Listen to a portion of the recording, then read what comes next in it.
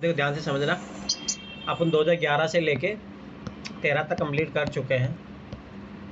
अब देखो मैं फिर बता रहा हूँ, इन तीनों पेपर से अच्छे से कर लेना, इनका R&D अच्छे से पढ़ लेना। कम से कम भी 20 से 25 क्वेश्चन आपको जरूर मिलेंगे 2024 में यहीं से, ठीक है।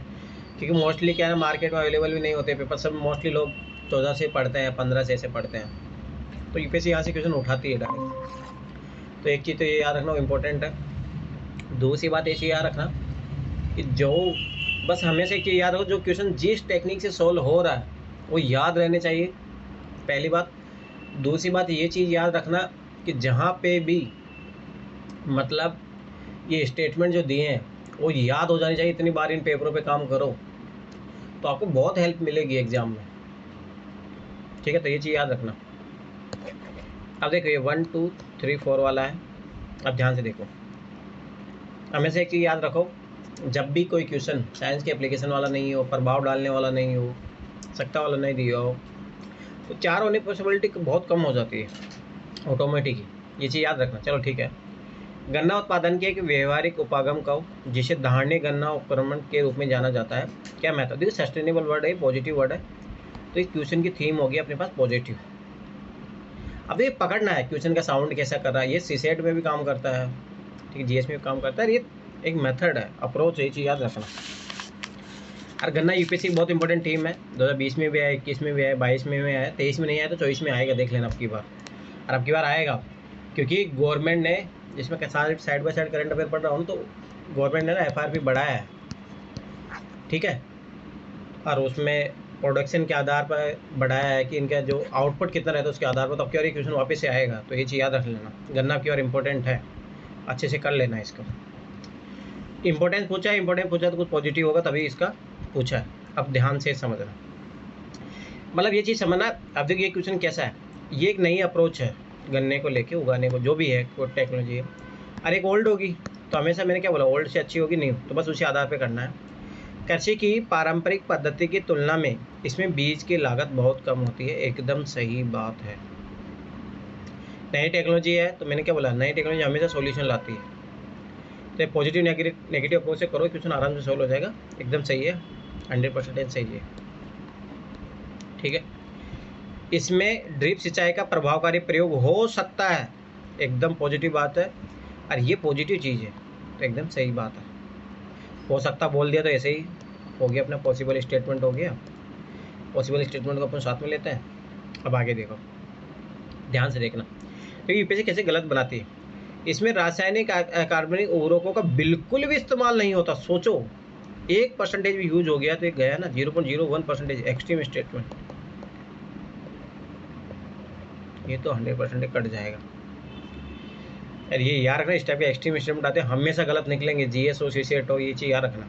आगे देखो, कृषि की पारंपरिक पद्धति की तुलना में इसमें अंतरा सस्यन की ज़्यादा गुंजाइश है, तो ये भी याद रखना क्या है, पॉजिटिव ही है। और हमेशा एक चीज़ याद रखना, अब ये वर्ड समझना, जैसे ये वर्ड है यहाँ पे नहीं, अंतर सस्यन जो है क्या है, इसको इंग्लिश में पढ़ो।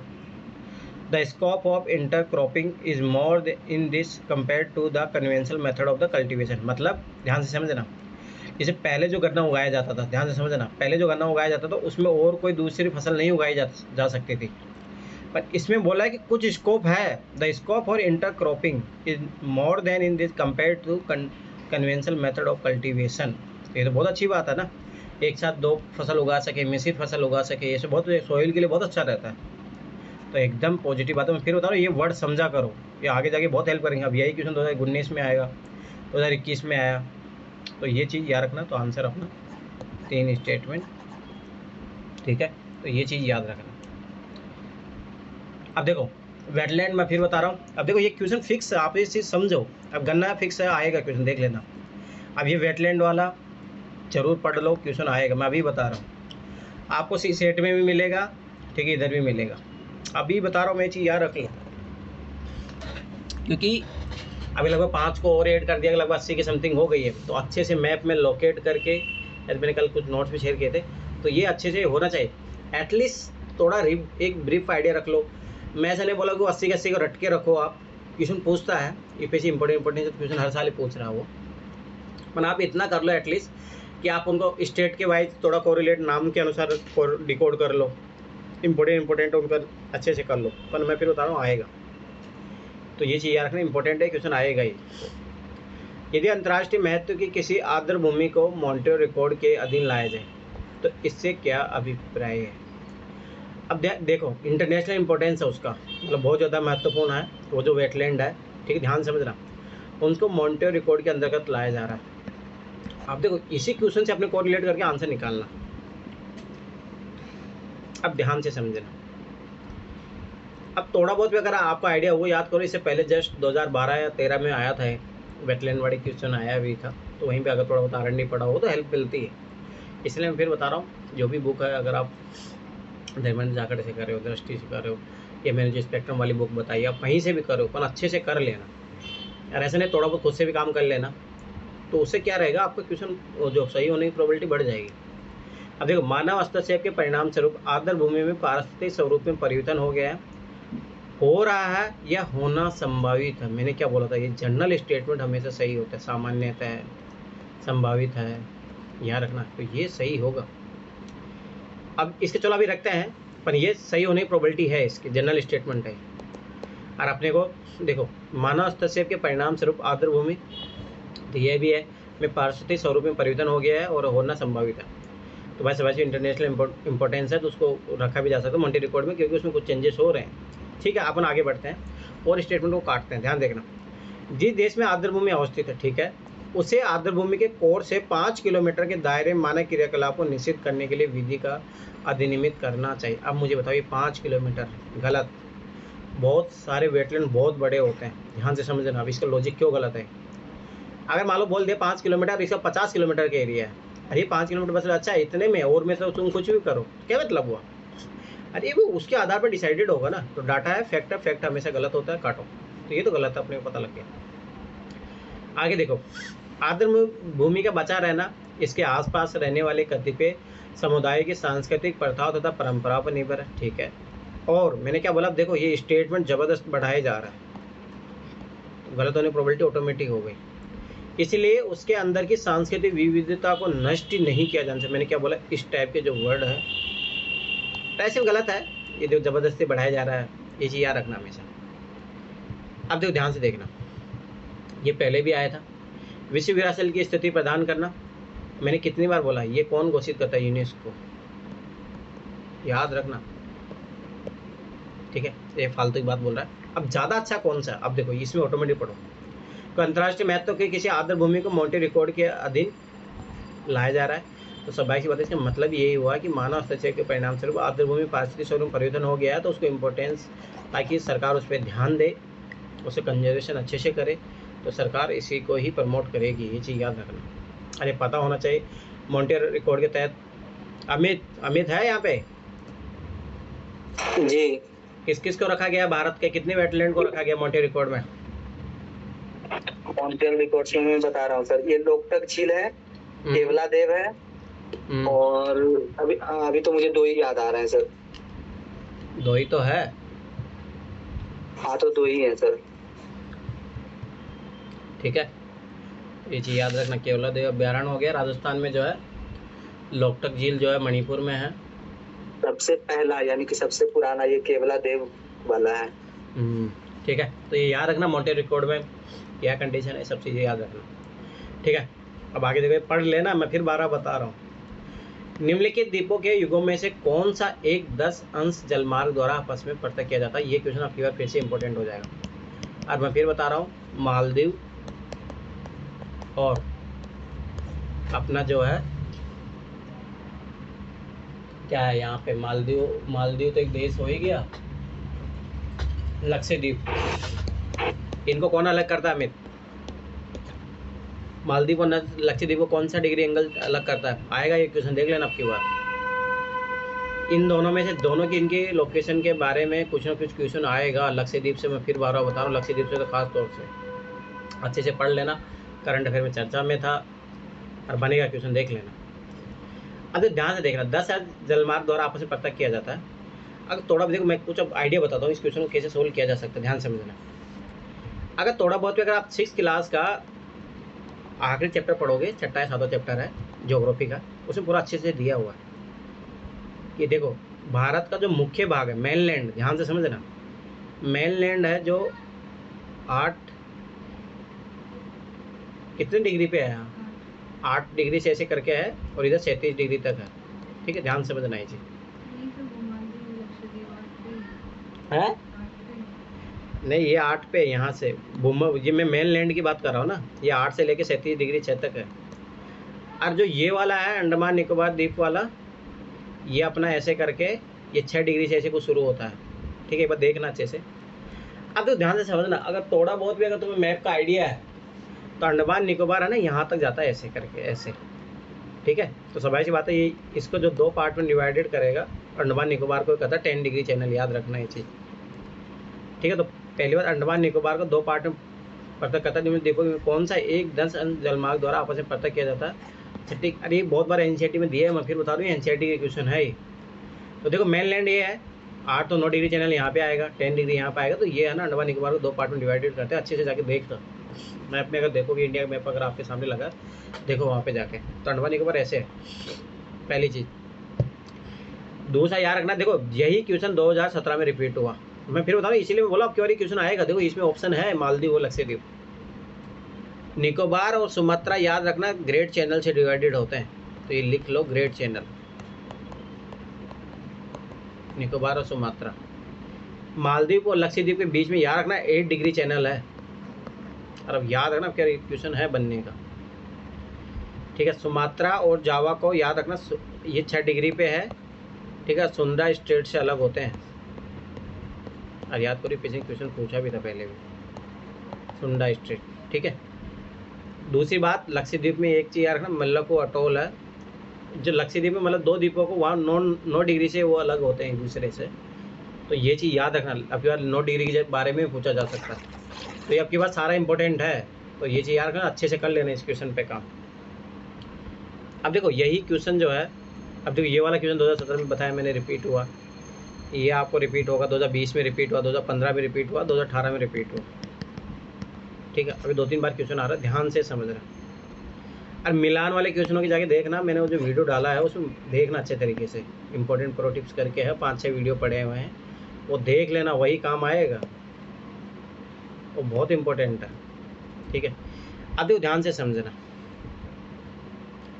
अब देखो तीनों फैक्ट है। ठीक है, अब मिलान वाले में ऐसा होता है कि 2 भी गलत गए तो ऑटोमेटिक सारा गलत चले जाएंगे वो। ठीक है, अब देखते हैं कौन सा क्या होता है, ध्यान से देखना। सूखा पर्वण क्षेत्र कार्यक्रम है, मतलब ड्रॉ आउट चला है, तो सूखा आया है। अब ध्यान से समझना, ये जो शुरू हुआ था, अगर एनसीईआरटी में पढ़ोगे आपको अच्छे से मिलेगा, ये एनसीईआरटी में दिया हुआ है, 1973 और 74 में चालू हुआ था।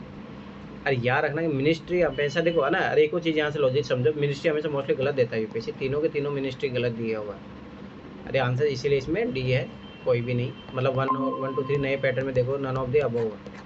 और एक चीज़ याद रखो कि जो मिनिस्ट्री में मैंने बताया था कि हमेशा गलत रहता है, मोस्टली 90% में गलत ही रहता है मिनिस्ट्री, तो यहाँ पे वैसा ही है। तो सूखा पर्वण क्षेत्र याद रखना ग्रामीण विकास मंत्रालय द्वारा चलाया गया था। तो अब देखो यहाँ पे इन्होंने कैसे इंटरचेंज किया, ये इसका था, इसे इधर ला दिया। ठीक है, मरुस्थल विकास कार्यक्रम याद रखना ये भी ग्रामीण विकास मंत्रालय का ही है। ठीक है, और ये वर्षा पूरी क्षेत्रों हेतु राष्ट्रीय जल संभर विकास योजना, ये एग्रीकल्चर मिनिस्ट्री का। तो ये चीज़ याद रखना। अब देखो यहाँ पे इंटरचेंज किया और ये फालतू कैसे डाल दिए यहाँ पे, तो ये यूपीएससी करता ही है। तो इस वाले का जो मैंने पैटर्न बताया था वो भी एक बार जाके अच्छे से देख लेना। ठीक है, तो ये याद रखना, ये तीनों ही सर भूमि संसाधन विभाग द्वारा चलाए जाते हैं, IWMP के द्वारा। तीनों कार्यक्रम, फिर मिनिस्ट्री कैसे अलग हो जाएगा फिर? ठीक है, अंतर्गत तो आते हैं कृषि मंत्रालय, लेकिन इनको, अरे नहीं देखो ये कार्यक्रम तुम जाके अच्छे देखो, ये वाला जो कार्यक्रम है वो चलता है सूखा पर्वण क्षेत्र कार्यक्रम, याद रखना ग्रामीण विकास मंत्रालय के तहत। ठीक है, इसी के तहत चलता है। ये मरुस्थल क्षेत्र विकास कार्यक्रम भी ग्रामीण विकास मंत्रालय, और ये वाला जो चलता है ये चलता है कृषि मंत्रालय के तहत। एक बार चेक कर लेना। ठीक है, पर तीनों स्टेटमेंट गलत है। ठीक है,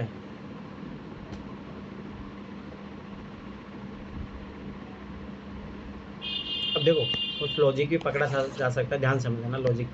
देखो, मरुस्थल विकास कार्यक्रम है, ग्रामीण विकास कार्यक्रम, ठीक है। दूसरा, वर्षापुरी क्षेत्रों हेतु राष्ट्रीय जल संभर विकास परियोजना, अरे इसका तो नहीं है ना, इसका है, इसका ग्रामीण विकास मंत्रालय है, ठीक है। देखो ये फैक्ट है।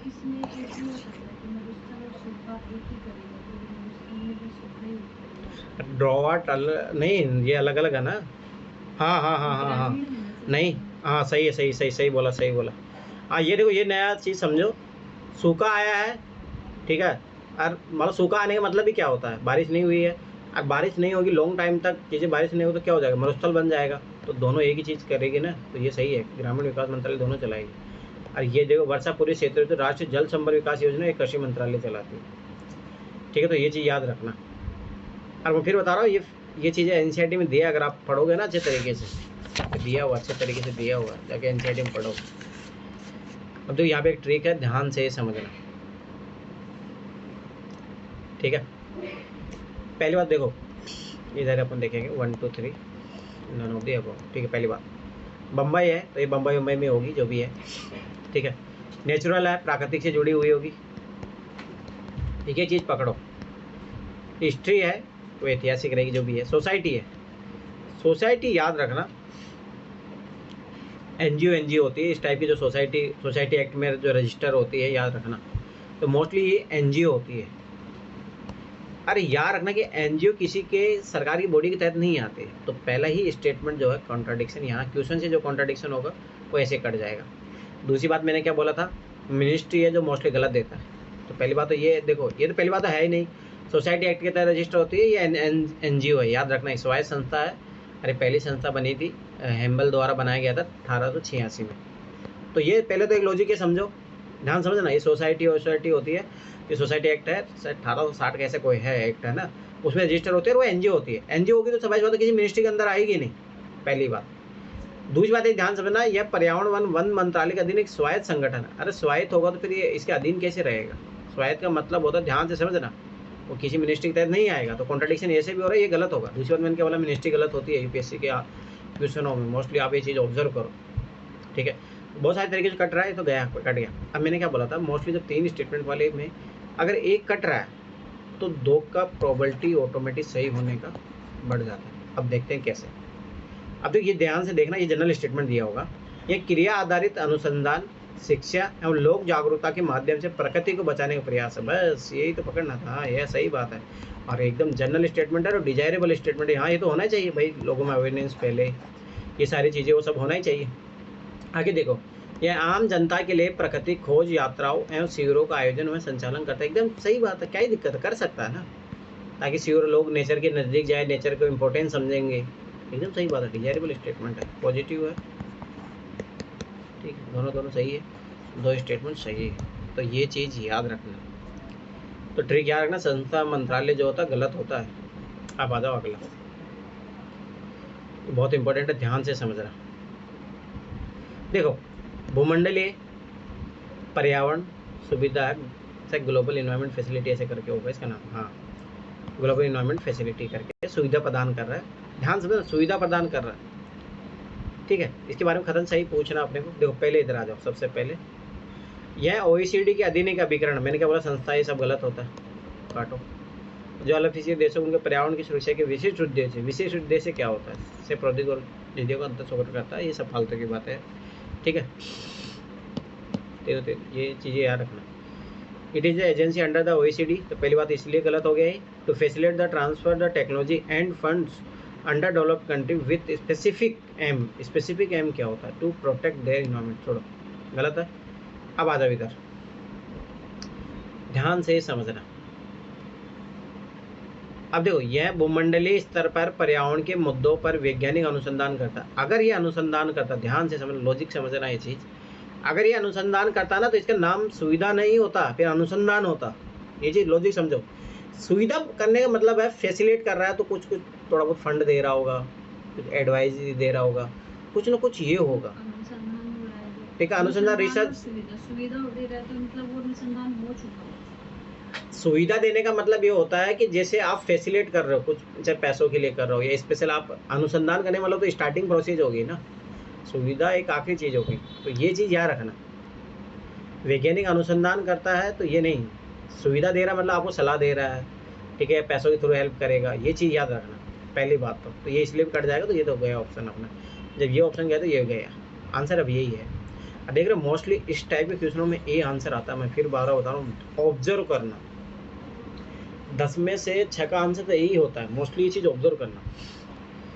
यह जैव विविधता पर एकदम सही बात है, पॉजिटिव है, जैव विविधता पर अभिसमय, ठीक है, कन्वेंशन है एक, एवं जलवायु परिवर्तन पर संयुक्त राष्ट्र ढांचा अभिसमय के लिए वित्तीय क्रियाविधि, बस मैंने बोला था ना कहीं सुविधा, फाइनेंशियल असिस्टेंस काम करता, बस आंसर अपना आ गया। तो ये चीज़ याद रखना, यही पकड़ना था आपको, ठीक है। तो ये देखो, it serve as a financial mechanism for convention to biological diversity and United Nation convention on climate change. एकदम सही बात है, आंसर यही आएगा।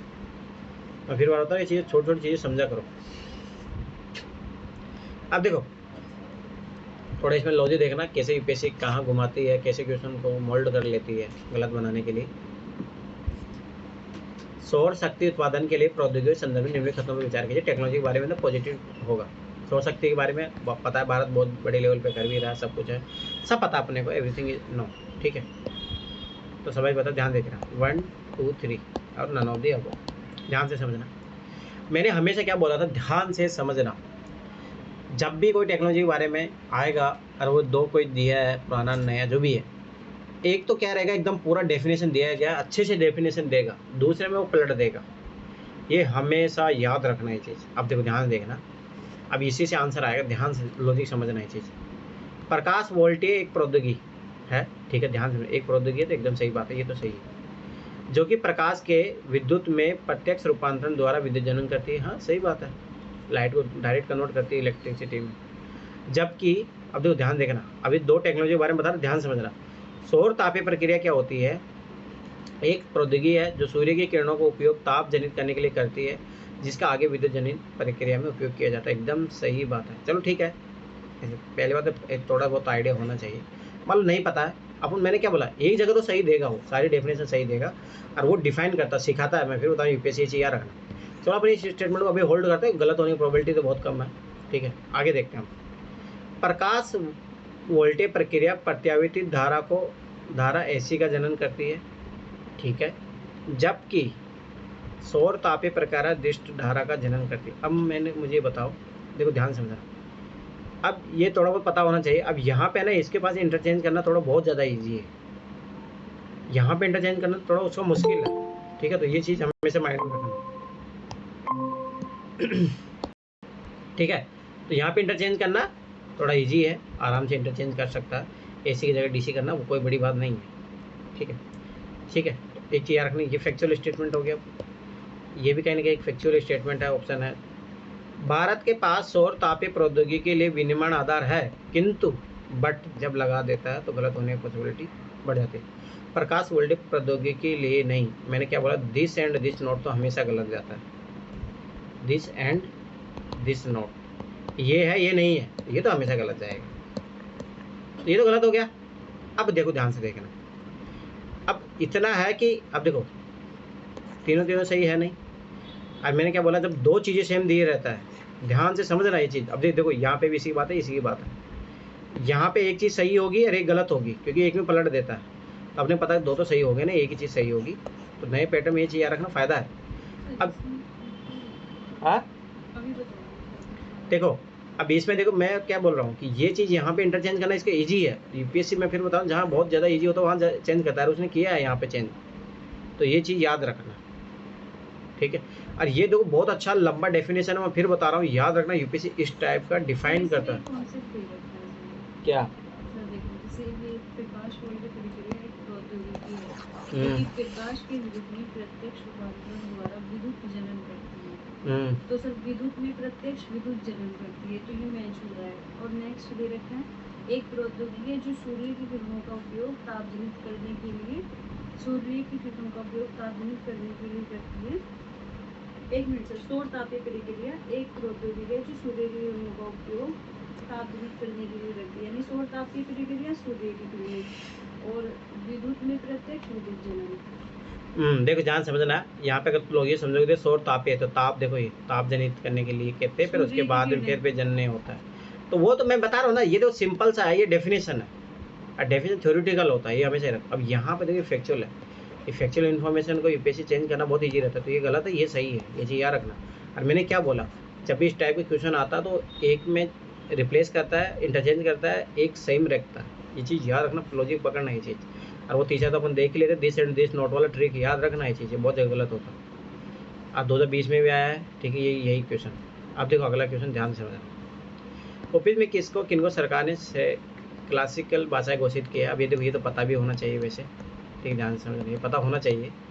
अब देखो ध्यान से समझना, क्लासिकल भाषाएं पहली बात तो भारत में चाहिए है, याद रखना, कन्नड़ है, तेलुगु है, मलयालम है, तमिल है, ठीक है, संस्कृत है और उड़िया है, जो जिसको आखिरी में जोड़ा गया था। तो ये चीज़ याद रखना, ये क्वेश्चन है। तो गुजराती नहीं, गुजराती, ठीक है, तो ओनली 2 है। अब फिर अब देखो, ये कुछ चीज़ें हैं जो पता होनी चाहिए। सरकार द्वारा 6 को घोषित किया गया, याद रखना ये चीज़, कन्नड़, तेलुगु, मलयालम, तमिल, संस्कृत, उड़िया, ठीक है। तो ये चीज़ याद रखना। दूसरी बात ये चीज़ नोटिस करना, इस टाइप जो 3 फैक्ट दिया रहता है ना, मोस्टली तीनों कभी सही नहीं होते, क्योंकि तो फैक्चुअल स्टेटमेंट है, तीनों तो कभी सही नहीं होंगे, तीनों गलत भी नहीं होंगे। तो ये चीज़ भी थोड़ा बहुत आप ले सकते हो। जैसे आपके बाद 2023 वाला पेपर में देखना, इस टाइप के बहुत सारे क्वेश्चन आए हैं, तो उसमें ऐसा नहीं है कि तीनों गलत है, मोस्टली 2 के सही होने की प्रोबेबिलिटी रहती है। अब देखो, ये देखो 1 2 3 नॉन ऑफ द अबव, ध्यान से समझ रहे। तो देखो मिलान वाले को मैंने बताया था कि मोस्टली कैसे 2 आंसर आएगा, वो देखना, वो टेबल मैंने बना के समझाया अच्छे तरीके से, वो वीडियो देखो, और मैं बता रहा हूँ वो बहुत इंपॉर्टेंट है। अब देखो, गंपा टाइगर रिजर्व याद रखना है, मिजोरम में है, ये सही है। और सारामती शिखर ये नागालैंड में है, ये सही है। गुमटी वन्यजीव अभ्यारण्य याद रखना, गुमटी वन्यजीव अभ्यारण्य त्रिपुरा में। अब देखिए ये फैक्चुअल क्वेश्चन है, परंतु हाँ मिलान वाले जो ट्रिक है वो मैंने बताया था, तीनों कभी सही नहीं होंगे, बहुत रेयर चांसेस है तीनों सही होंगे। 1-2 बार सही हुए हैं, जो एक तो हिस्ट्री में हुआ है, ठीक है, एक पॉल्यूशन वाला आया था उसमें सही हुआ था। इसके अलावा कभी भी तीनों सही नहीं हुए हैं, तीनों गलत अब की बार हुए थे 2023 वाले पेपर में। पर मैं फिर बताऊँ, ये चीज़ ऑब्जर्व करके रखो, तीनों सही होने की प्रोबेबिलिटी कम रहती है, और जहाँ पर इस टाइप से अगर पूछे तो वहाँ तो याद रख लेना। अब देखो यहाँ पे एक नई ट्रिक है, ध्यान से समझना इसको। इंटरनेशनल जिस किसी के चीज़ के भी आगे लिखा रहता है वो एनजीओ रहता है, बस ये चीज़ याद रखना। सामान्यतः जिसके आगे इंटरनेशनल लिखा रहता है वो एनजीओ होता है, बस। अब इसी से ये क्वेश्चन सॉल्व हो जाएगा। एनजीओ तो मैंने पहले अभी देखो उस क्वेश्चन में मैंने बताया था, जो सोसाइटी जो एक्ट के तहत रजिस्टर होती है, सोसाइटी भी एनजीओ ही होती है, इस टाइप के रहता है। तो वेटलैंड इंटरनेशनल नामक संरक्षण संगठन की निर्मित करना कौन सा सही है। और जब एनजीओ हो तो स्वतंत्र निकाय होगा ना, किसी सरकार के तहत नहीं आएगा। तो यह क्या बोल रहा है, यह रामसर अभी समय के हस्ताक्षर देशों द्वारा बनाया गया एक अंतर सरकारी संगठन है। नो, ये एनजीओ है, याद रखना। एनजीओ किसी देश की कम्युनिटी के सदस्य नहीं रहते हैं, बस यही ट्रिक याद रखना। तो ये गलत है। और मैंने क्या बोला था, जब इस टाइप के क्वेश्चनों में एक कट जाए तो मोस्टली अब अगला जनरल स्टेटमेंट है तो सही होगा। अब ये है, यह ज्ञान के विकास और संग्रहण के लिए तथा व्यावहारिक अनुभव को बेहतर नीतियों हेतु पर समर्थन करने के लिए क्षेत्र स्तर पर कार्य करता है। एकदम पॉजिटिव बात है। जनरल स्टेटमेंट है, कोई एक्सट्रीम स्टेटमेंट दिया नहीं है। और मैंने क्या बोला था, एक जो फैक्चुअल स्टेटमेंट दिया, ध्यान समझो, ये ट्रिक समझो। जब इस टाइप के क्वेश्चनों में आपकी बार है ना, लगभग ऐसे क्वेश्चन 50 क्वेश्चन थे, जिसमें सबका कम से कम 50 या 46 जो भी है, उसमें से 20 या 22 का आंसर ये था बी। जाके देखना 2023 के आंसर की मैंने कल इसीलिए टाइम दिया था आप लोगों को, उसको जाके अच्छे से एनालाइज करो। अरे मेरा देखो याद करो, एमएससी वाला मेरा क्वेश्चन सही निकला था, सब कोचिंग वाले मेरा गलत बता रहे थे। अब मैंने उसमें वही टेक्निक लगाई थी, ध्यान से समझो। जब एक फैक्चुअल स्टेटमेंट काट देते हो आप, दूसरा जनरल स्टेटमेंट दिया है तो वो सही रहता है, ये चीज़ याद रखना। अभी जनरल स्टेटमेंट कोई वो नहीं, यहाँ फैक्चुअल इनको ही। तो ये अपने लॉजिक पकड़ लिया, इंटरनेशनल एनजीओ होती है तो सरकार के तहत सही रहेगी, स्वतंत्र रूप से रहेगी। अब देखो इस क्वेश्चन में भी देखो, मैं फिर बता रहा हूँ, ये ट्रिक पकड़ो, ध्यान से समझना। इंटरनेशनल वर्ड आ रहा है, इसका मतलब कि वो एनजीओ है। हाँ, ये याद रखना, ठीक है। अब आगे देखो, 2 फैक्ट है, ध्यान से समझना। ये 2 फैक्ट है, मैंने क्या बोला, तब भी 2 फैक्ट आते, एक सही होता, तो दोनों न तो गलत होंगे, नहीं दोनों सही होंगे, काट दो दोनों। आंसर इन दोनों में से आएगा। अब आप ये देखते हैं कि कौन सा फैक्ट सही होता है। आप ध्यान समझना, ब्रिक्स है कि रूप में ज्ञात देशों के समूह के खतों पर विचार कीजिए। अब देखो ध्यान से समझना है चीज़ को ना। ब्रिक्स है, ब्रिक्स का पहला शिखर सम्मेलन रियो द जेनेरियो में होता। मैं फिर बता रहा हूँ, लोकेशन दिया रहता है, यूपीएससी गलत देता है, याद रखना,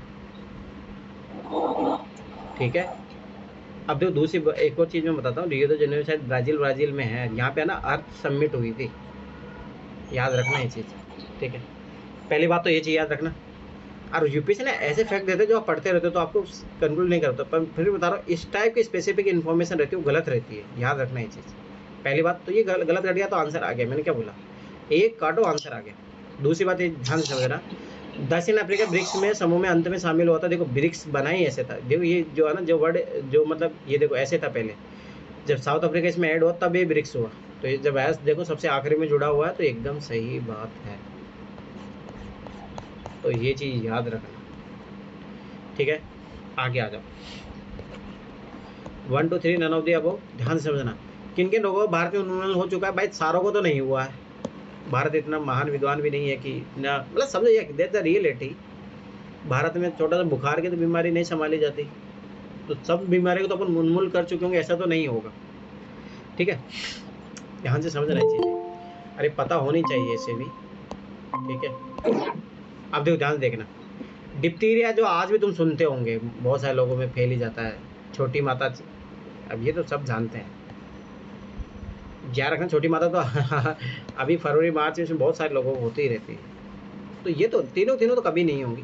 और एक तो जरूर यूपीएससी क्वेश्चन पूछा तो कुछ ना कुछ तो होगा, तभी पूछा है क्वेश्चन। तो ये थोड़ा स्पेसिफिक क्वेश्चन हो गया, बहुत ज़्यादा स्पेसिफिक नेरो क्वेश्चन हो गया, तो याद रखना इस टाइप क्वेश्चन वही आंसर आएगा।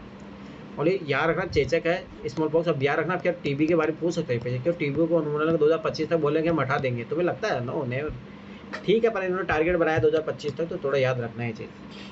थोड़ा एक बार देख लेना और किन किन रोगों का उन्मूलन हो चुका है भारत से। अमित कुछ पता है? केवल 3 लोगों को भारत ने अभी तक ये किया, उन्मूलन किया, चेचक, पोलियो और गिनी वर्म का। चेचक हो गया, पोलियो हो गया और गिनी वर्म।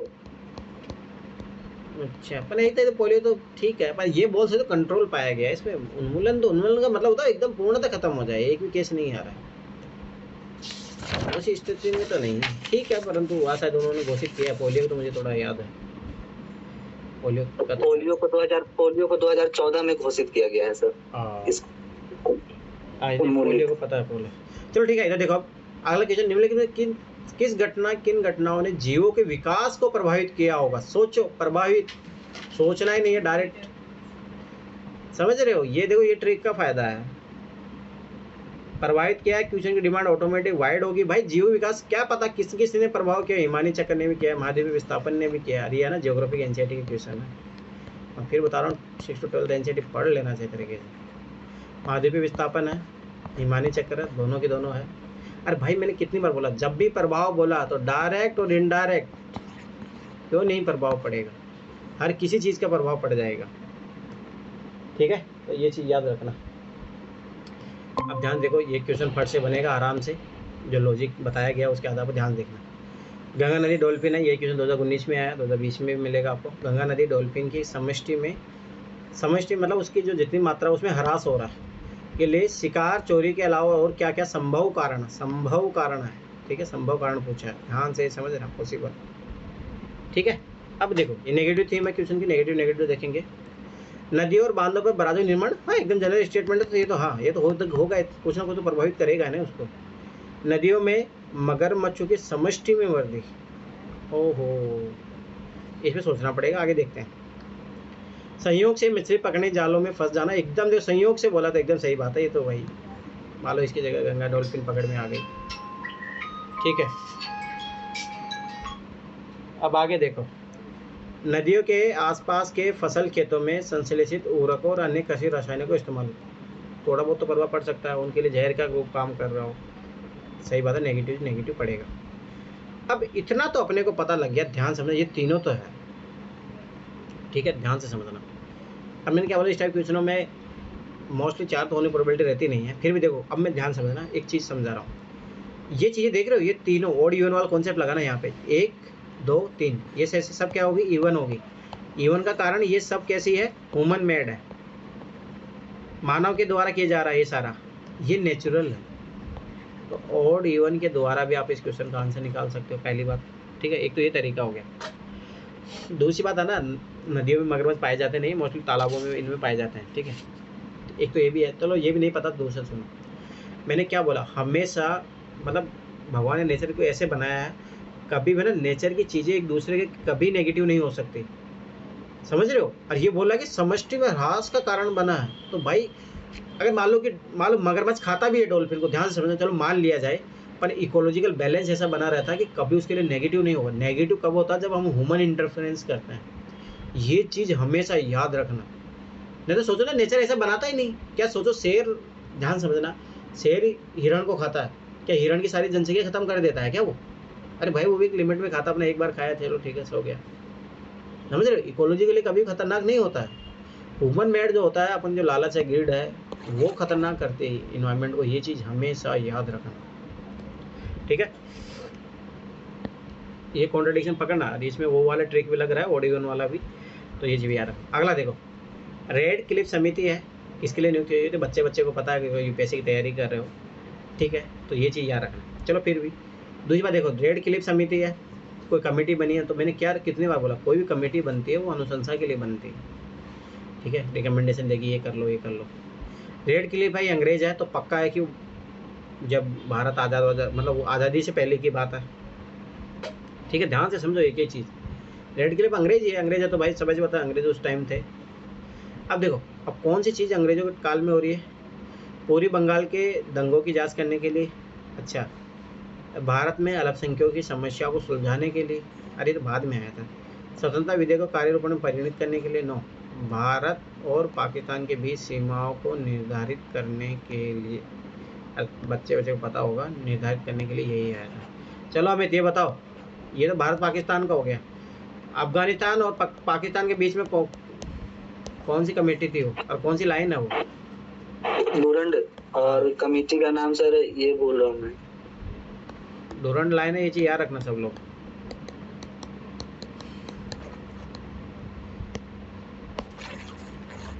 और भारत और चीन के जो कौन सी वो बोली जाती है, अरुणाचल प्रदेश वाली लाइन को बताओ। मैकमोहन। हाँ, मैकमोहन। चलो ठीक है, तो ये चीज़ याद रखना। अरे ऐसे भी ये पता, अगर आप पढ़ोगे मॉडर्न हिस्ट्री तो हर जगह मिलता है, ठीक है। दूसरी बात देखो, अंग्रेज जब जाते जाते क्या कर रहे थे, ये तो काम कर रहे थे, वो चाहते क्या थे, भारत पाकिस्तान विभाजन ही तो करना चाहते थे, तो वही कर रहे थे, ठीक है। ऐसे भी देखो स्टैटिक पार्ट है, पता होना चाहिए, इसमें कोई दिक्कत नहीं है, ठीक है। और यहाँ सर ऑप्शन में आपने बताया ना सर कि अंग्रेज कभी पॉजिटिव काम को सही नहीं बताते हैं, ये तो नेगेटिव है ना। ऑप्शन ए में भी देखिए कि अल्पसंख्यकों की समस्या को सुलझाने के लिए, ये तो पॉजिटिव काम हो गया। सत्ता विधेयक को कायदे ये भी पॉजिटिव है, पूरी बंगाल दंगों जांच करने के लिए भी पॉजिटिव हो गया। हाँ, तो उस तरीके से कर सकते, पर ये देखो एक चीज़ पता भी होना चाहिए। अब ध्यान से देखो, कई घरेलू उत्पादों जैसे कि गद्दों और फर्नीचर की गद्दियों अपहोल्स्ट्री में ब्रोमीन युक्त ज्वाला मंद का उपयोग किया जाता है, ठीक है। उनका उपयोग क्यों कुछ चिंता का विषय, क्यों कुछ वर्ड बोल दिए, सब है, सब मतलब सारा का सारा आएगा। पहली बात नेगेटिव थीम है, अब ध्यान से समझना। उनमें पर्यावरण में निम्नीकरण के प्रति उच्च प्रतिरोधकता, एकदम सही बात है, तभी तो नेगेटिव है, ये नेगेटिव है, नेगेटिव पकड़ना है। तो मनुष्य पशु में संचित हो सकते हैं, ये तो एकदम सही बात है, जनरल स्टेटमेंट है सारे। और नेगेटिव है, नेगेटिव कुछ वर्ड आ गया ना तो ऑटोमेटिक सारा आ जाएगा आंसर, ये चीज़ समझो भाई। कुछ तो प्रभाव पड़ेगा ना उसका, पर्यावरण निम्नीकरण के प्रति पड़ेगा, मनुष्य और पशु में संचित हो सकते हैं, तो ये चीज़ याद रखना। दूसरा नेगेटिव साउंड कर रहा है। दूसरा मैंने क्या बोला, पॉल्यूशन वाले क्वेश्चन में प्रोबेबिलिटी बढ़ जाती है। अब देखो अगला क्वेश्चन ध्यान से देखना, शीत निष्क्रियता के प्रति उपयोग किस प्रकार के जंतुओं में शीत निष्क्रियता की प्रगटन परीक्षण किया जा सकता है। अब क्वेश्चन की डिमांड ही ऑटोमेटिक क्या होगी, वाइड, ऑल ऑप्शन होने की और ऑटोमेटिक प्रोबेबिलिटी बन गई। ध्यान से समझना, मतलब ये बता रहा है कि जैसे मान लो सर्दी का प्रभाव क्या पड़ता हो, कैसे अपने आप को करते हैं मैनेज करें, मुझे बताओ। मैंने कितनी बार हमेशा इस टाइप के हमेशा ब्रॉडर माइंड लेके चला करो, ध्यान देते। हो सकता है आपने चमगादड़ जो पकड़ा उसमें नहीं हो रहा था, परंतु विश्व में सोचो कितनी है, कि कोई इंडिया से नहीं बोल रहा है, कितनी चमगादड़ है, तो हमें से यूपीसी चेक तो करने जाएगा नहीं। चमगादड़ हो गया, भालू हो गया, एरोडेंट, भाई ऑटोमेटिक शो करेंगे, सारे करेंगे। मैं फिर बता रहा हूँ, यूपीसी चेक करने चलिए जाएगा, इस भालू पे हो रहा है, इस भालू पे नहीं है, कि भालू को परीक्षण करने जाएगा क्या? एक भालू पे भी हो गया तो क्वेश्चन गलत हो जाएगा ना। नहीं, ऐसे खुद सोचो, लॉजिक है। सीध निष्क्रिय घटना तो सब जानवर अपने आप को बचाने के लिए तो करते ही है ना कुछ तो काम करते ही है। कोई अपने बाल बड़े कर लेता है, ठीक है, कोई अपने सिकुड़ लेता है, बहुत सारी चीजें होती है, करते ही है। ध्यान से हमेशा याद रखें। और ग्रीष्म निष्क्रियता में भी लोग ये जाते हैं सर, कुछ जीव, घोंगा, मेंढक, केंचुआ। हाँ, जैसे मेंढा अपने आप को ना वो देखना, वो सांस लेते रहता बहुत फास्ट गर्मी से बचाने के लिए। तो ये होता है यार, मैं फिर बता रहा हूँ, नेचर में ऐसी चीज़ें बनी हुई है कि ऑटोमेटिक सब कुछ होता है। ये चीज़ याद रखना हमेशा, नेचर बहुत एक अलग चीज़ है ना। अब देखो निम्न में कौन सी एक सबसे बड़ी, एक और सर, ये जैसे कि प्रश्न में दिया हुआ है किया जा सकता है, परीक्षण किया जा सकता है, प्रोबेबिलिटी ज़्यादा बढ़ जाएगी कभी भी है ना। ये चीज़ नॉन ऑफ द कभी नहीं आएगा, 1 भी कभी नहीं आएगा, 2 3 में से प्रोबेबिलिटी, ज़्यादातर 3 आने की प्रोबेबिलिटी रहती है ज़्यादातर। वो क्वेश्चन से अगर एक्सट्रीम दिया होगा ना तो कट जाएगा, नहीं तो तीनों का जनरल स्टेटमेंट दिया है ना तो तीनों आएंगे। और मैंने कितनी बार बोला, जब इस टाइप को तीनों दे के रखा हो, जब ये बोल दिया वाइड डिमांड है तो तीनों के तीनों आते हैं, ये चीज़ याद रखो, ठीक है। आगे देखो, संसदीय एक सबसे बड़ी संसदीय समिति है। अब देखो लोक लेखा समिति के बारे में अपन पहले पढ़ चुके हैं, 22 मेंबर है, इसमें 15 लोकसभा से होते हैं, ठीक है, 7 राज्यसभा से होते हैं, ठीक है। अब ध्यान से समझना, तो ये तो सरकारी उपक्रम समिति होती है ना, इसमें 22 मेंबर ही होते हैं, जिसमें 15 लोकसभा से होते हैं, 7 राज्यसभा से होते हैं। याचिका समिति, इसमें 25 होते हैं, ध्यान समझना, इसमें लोकसभा से 15 होते हैं, 10 राज्यसभा से होते हैं।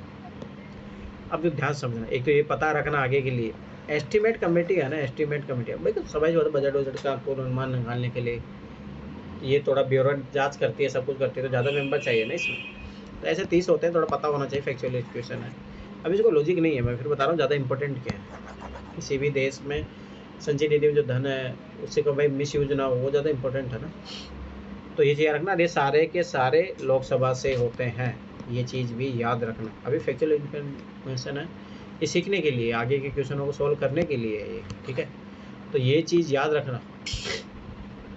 आगे देखो, सही उत्तर चलो, ठीक है। अब देखो 1 2 3 4 है। अब देखो निम्नलिखित में से कौन से पृथ्वी पर कार्बन ग्रह चक्कर में कार्बन डाइऑक्साइड का योगदान करते हैं। मैं फिर बता रहा हूँ, ये पढ़ लेना, कार्बन चक्कर, सल्फर चक्कर, ये सब चक्कर पढ़ लेना जितने भी चक्कर दिए हुए हैं, पहली बात तो।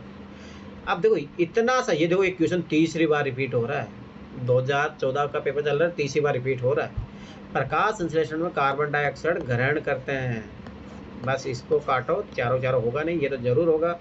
ज्वालामुखी की क्रिया तो भाई कितनी सारी गैसें निकलती है, शोषण होगा ही, जैव पदार्थों का क्षय होगा ही, ये पकड़ना था। ये कितनी बार आ चुका है रिपीट। प्रकाश संश्लेषण प्रक्रिया में कार्बन डाइऑक्साइड को ग्रहण करते हैं और ऑक्सीजन मुक्त करते हैं, उल्टा ये ऑक्सीजन को कम करता है, ये योगदान बात कर रहा है। मैं फिर बार बता रहा हूँ, अब देखो ये रिपीटेड क्वेश्चन है, ये फायदा है PYQ करने का, मैं फिर बार बता रहा हूँ,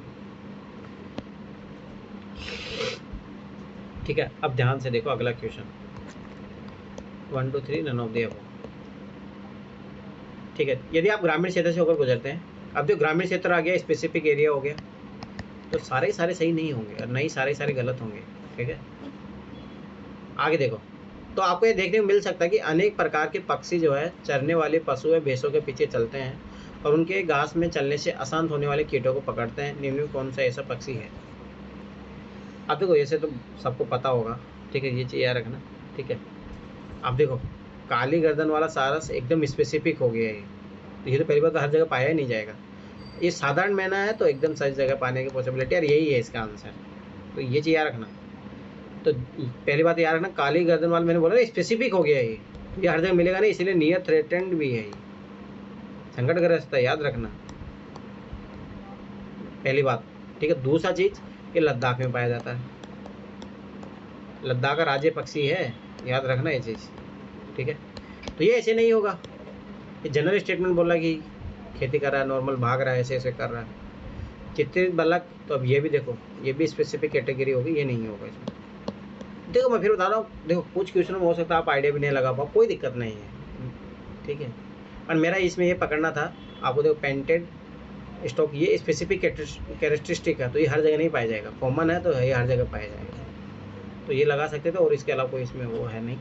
ठीक है, कोई नहीं, कुछ क्वेश्चन गलत भी होंगे तो टेंशन नहीं लेना, ठीक है, हर क्वेश्चन सही हो जाएगी तो ज़रूरी नहीं है, परंतु ये है कि अपनी लॉजिक सेंस से आराम से, मैंने कितनी बार बोला, देखो मैं फिर 12 बता रहा हूँ, वही लॉजिक बता रहा हूँ, तुम लोग खुद की मेहनत से 30 में से काट पीट के 20 क्वेश्चन सही कर लेना, और होंगे इतनी तैयारी, अगर आप साल भर से पढ़ाई करो, ईमानदारी से आपने तैयारी किया, मैं इंपॉर्टेंट चैप्टर बता रहा हूँ, टॉपिक बता रहा हूँ, अगर उतना कर लोगे ना, अगर मैं उतना भी कर लोगे तो 40 क्वेश्चन तो वहाँ से ही आएंगे, 40 से ज़्यादा ही आएंगे, मतलब फिर भी ये माने चलो 30 क्वेश्चन, 30 में से काट पीट के 20 कर लेना, बचे 70 क्वेश्चन अपने पास, 70 में से भाई तुम आराम से, कोई दिक्कत नहीं, 30 गलत कर लो, ये प्रोबेबिलिटी है, सोचो तुम्हारे पास 40 सही होंगे, क्यों नहीं होंगे ट्रिक से भाई, तो 40 के मान लो 10 क्वेश्चन यहाँ कट गए, 30 बचा, 30 × 2 60, 20 × 2 40, 60 40 100 नंबर। और मैं ऐसा नहीं बोला हूँ, आ सकते हैं, बस यही है कि कितना आप अवेयर हो, कितना भी मेहनत कर रहे हो लास्ट मंथ में,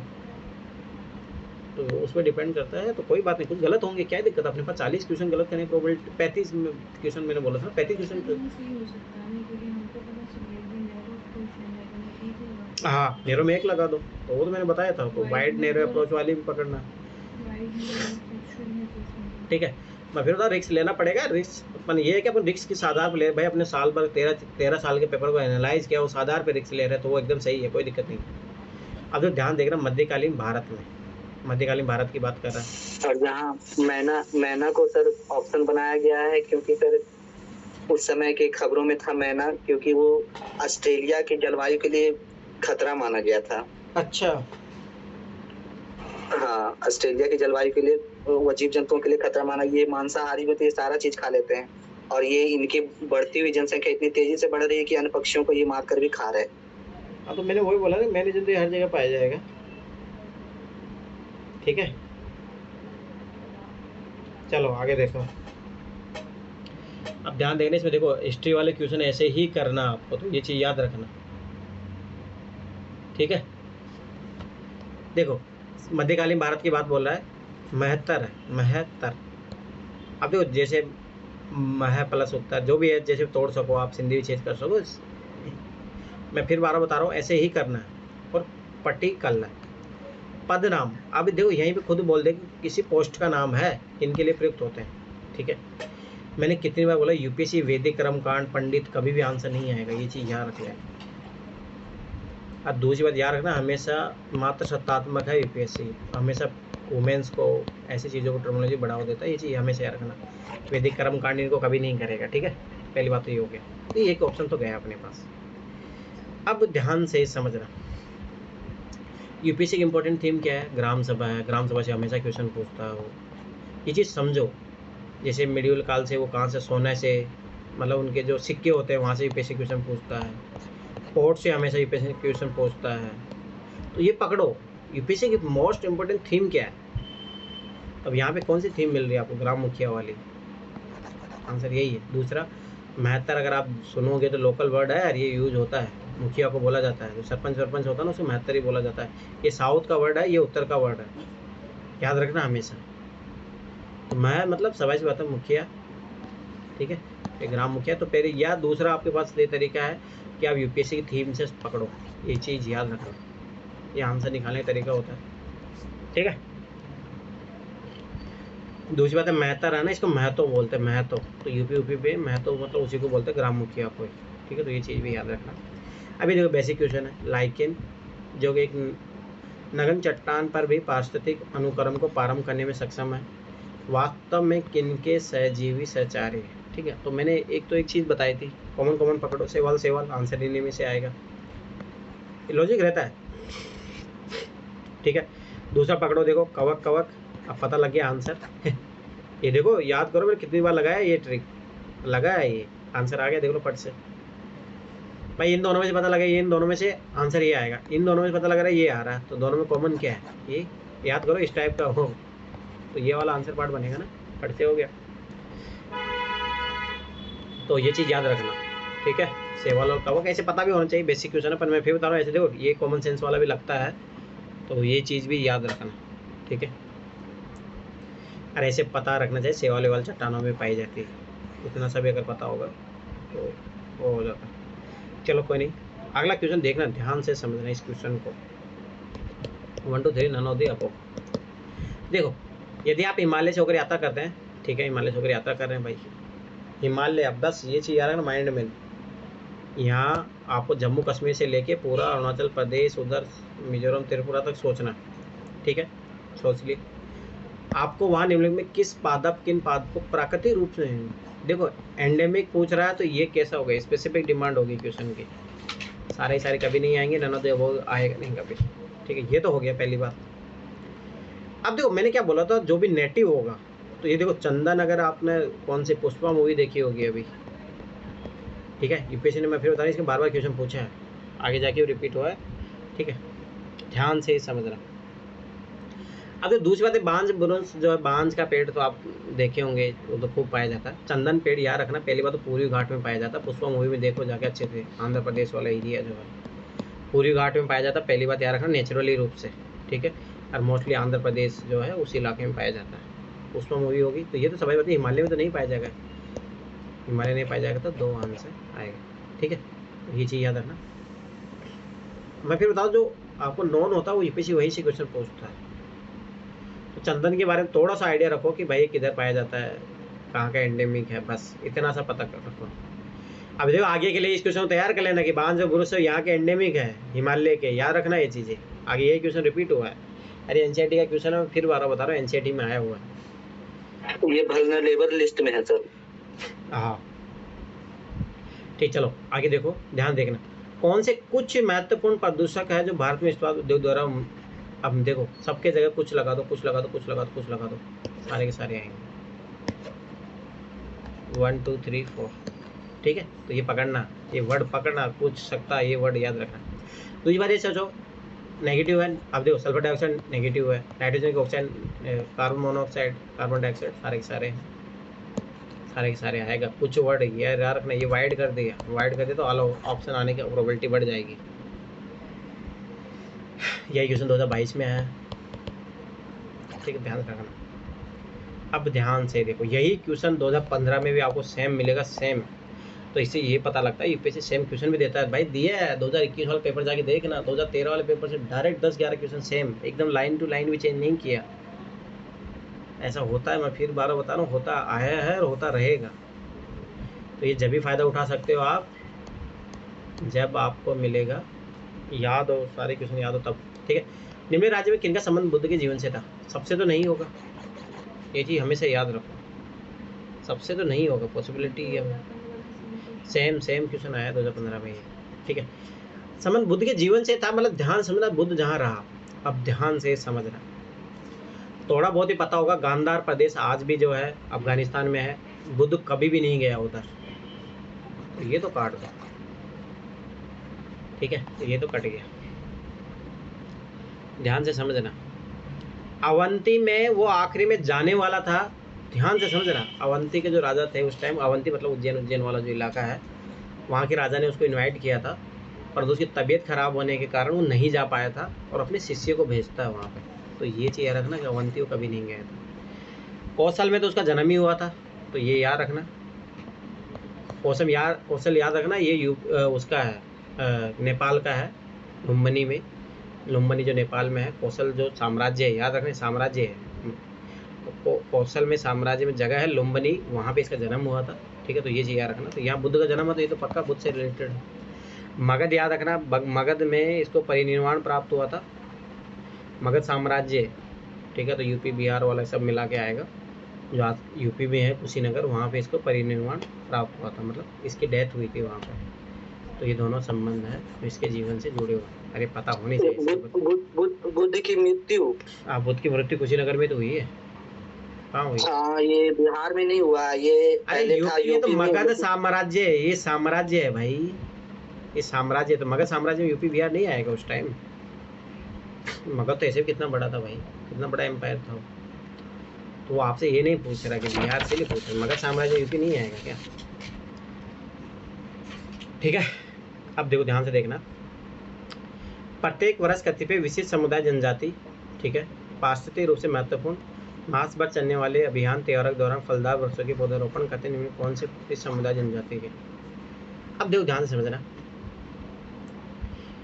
प्रत्येक वर्ष, ठीक है, पहली बात तो आपको समुदाय, पहली बात तो ये पकड़ना था आपको, ठीक है, जनजाति है, कौन सी है, क्या है, महत्वपूर्ण है, पारिस्थितिक रूप से महत्वपूर्ण है, तो समझ जो एरिया जो इकोलॉजिकल रूप से इम्पोर्टेंट होगा। अब देखो शहरी और अगरिया ना एमपी राजस्थान में पाई जाती है, मोस्टली राजस्थान का इलाका, यूपी उधर पाई जाती है, पर राजस्थान में तो इकोलॉजिकल रूप से इतना तो इम्पोर्टेंट है, वो पानी नहीं है पीने को, पेड़ कहाँ से लगाओगे तुम, जो भी फलदार पेड़, तो ऐसा एरिया होना चाहिए जहाँ पे मतलब मोस्टली वहाँ का जो पेड़ है बहुत ज़्यादा होते हो, ठीक है। तो मोस्टली कौन सा एरिया, एमपी छत्तीसगढ़ वाला एरिया, बूटिया और लेप्चा याद रखना है, सिक्किम विक्किम में पाए जाते हैं, ठीक है, तो वो वाला एरिया भी नहीं। ट्राइबल अगर आपको थोड़ा बहुत अगर आइडिया होगा ना, इसको क्वेश्चन होता आपको कैसे करना था, जो एसटी कैटेगरी है मोस्टली कहाँ है, एमपी और छत्तीसगढ़ में सबसे ज़्यादा, तो ये पता होगा, गोंड और कुर्क जो है ये एमपी छत्तीसगढ़ में और यही है सबसे ज़्यादा। दूसरा देखा इरुला तोड़ा याद रखना है, ये है तमिलनाडु केरल उधर है, ठीक है, तो ऑड इवन से भी कर सकते थे आपको, ये तो ऐसे कट जाता है, ठीक है। सैगरे अगैरे इसका भी नहीं, भूटिया लेप्चा सिक्किम में है, गोंड जनजाति पता होना चाहिए था, ये एमपी छत्तीसगढ़। दूसरी बात ट्राइबल अपने को पता होना चाहिए, छत्तीसगढ़ और उधर एमपी में सबसे ज़्यादा पाई जाती है, ठीक है, तो ये चीज़ याद रखना। दूसरी बात मैंने क्या बोला, नॉन क्वेश्चन आंसर कहाँ तक जाएगा, डी तक, पहली बात, ठीक है। दूसरा देखो विक्रय कर है, सेल टैक्स है, सेल टैक्स ही होगा, हाँ, सेल टैक्स जिसके भुगतान पर आपको टूथपेस्ट खरीदते समय करते हैं, निम्न किस, अब तो छोटी, ये छोटी चीज़ है, केंद्र सरकार तो करेगी नहीं, इन छोटी छोटी देखो याद रखना, केंद्र सरकार हमेशा मोटी चीज़ पकड़ती है जहाँ से ज़्यादा रेवेन्यू कलेक्ट हो, ये हमेशा याद रखना। केंद्र सरकार द्वारा आरोपित किंतु राज्य सरकार द्वारा संग्रहित कर नो, राज्य सरकार संग्रहित आरोपित किंतु केंद्र सरकार द्वारा नो, राज्य सरकार द्वारा आरोपित किया जाएगा, संग्रहित भी किया जाएगा, ठीक है। ऐसे भी तो अभी जीएसटी में हो गया, तो इतना इंपॉर्टेंट नहीं है, पर तो एक मोटा एक आइडिया रखो कि सेंटर हमेशा मोटी मोटी चीज़ें पकड़ता है, ये हमेशा याद रखना, छोटी चीज़ें राज्य को दे देता है,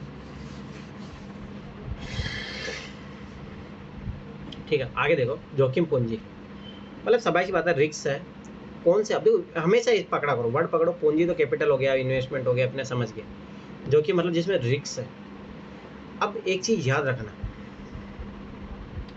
रिस्क है, अब रिस्क देखते हैं कहाँ कहाँ पे है, ध्यान से समझना, ठीक है।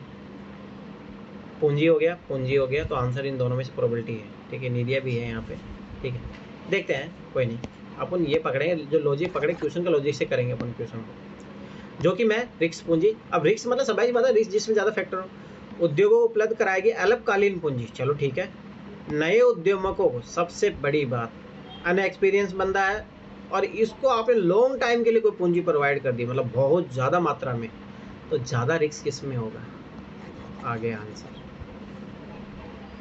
और यही पकड़ना था, अल्पकालीन और दीर्घकालीन, आंसर इन दोनों में से था।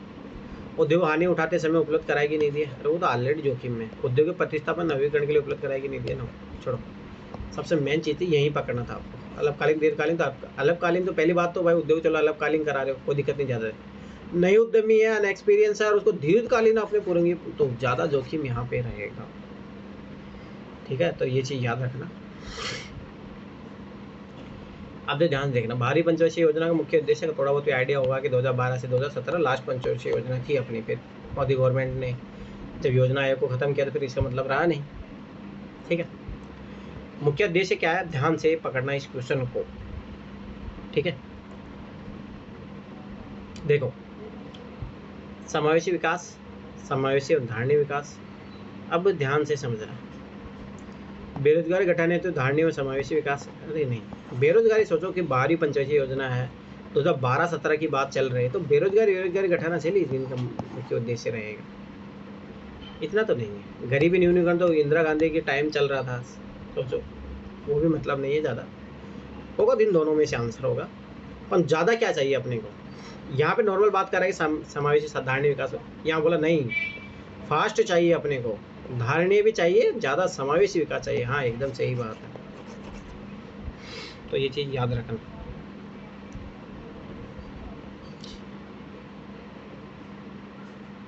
अब देखो भुगतान संतुलन, मैंने बोला था बीओपी अच्छे से पढ़ लेना, क्वेश्चन आएगा और अब की बात देख लेना, पढ़ लो इसको अच्छे से, कौन कैपिटल अकाउंट के पार्ट है, कौन करंट अकाउंट के पार्ट है, ये पता होना चाहिए। अब पूछ रहा चालू खाता बनाते हैं। अब देखो स्पेसिफिक है क्वेश्चन, सारे तो होंगे नहीं, और हमेशा जब भी यूपीएससी इस टाइप क्वेश्चन पूछती है तो 2 मिक्स कर ही देती है। याद करो आपकी बार 2 ही आंसर आया था 2023 में, तो ये चीज़ याद रखना, ठीक है। अब पहली बात कैपिटल पकड़ लो, ध्यान समझना, विदेशी परिसंपत्तियाँ, ठीक है, तो ये कैपिटल अकाउंट में आती है, और विशेष आवरण अधिकार याद रखना, ये सब कैपिटल मार्केट में आती है, ठीक है। तो ये चीज़ याद रखना, ये कैपिटल अकाउंट है, तो ये 2 तो होगा ही नहीं, ऑटो 2 नहीं होगा, 2 तो है ही।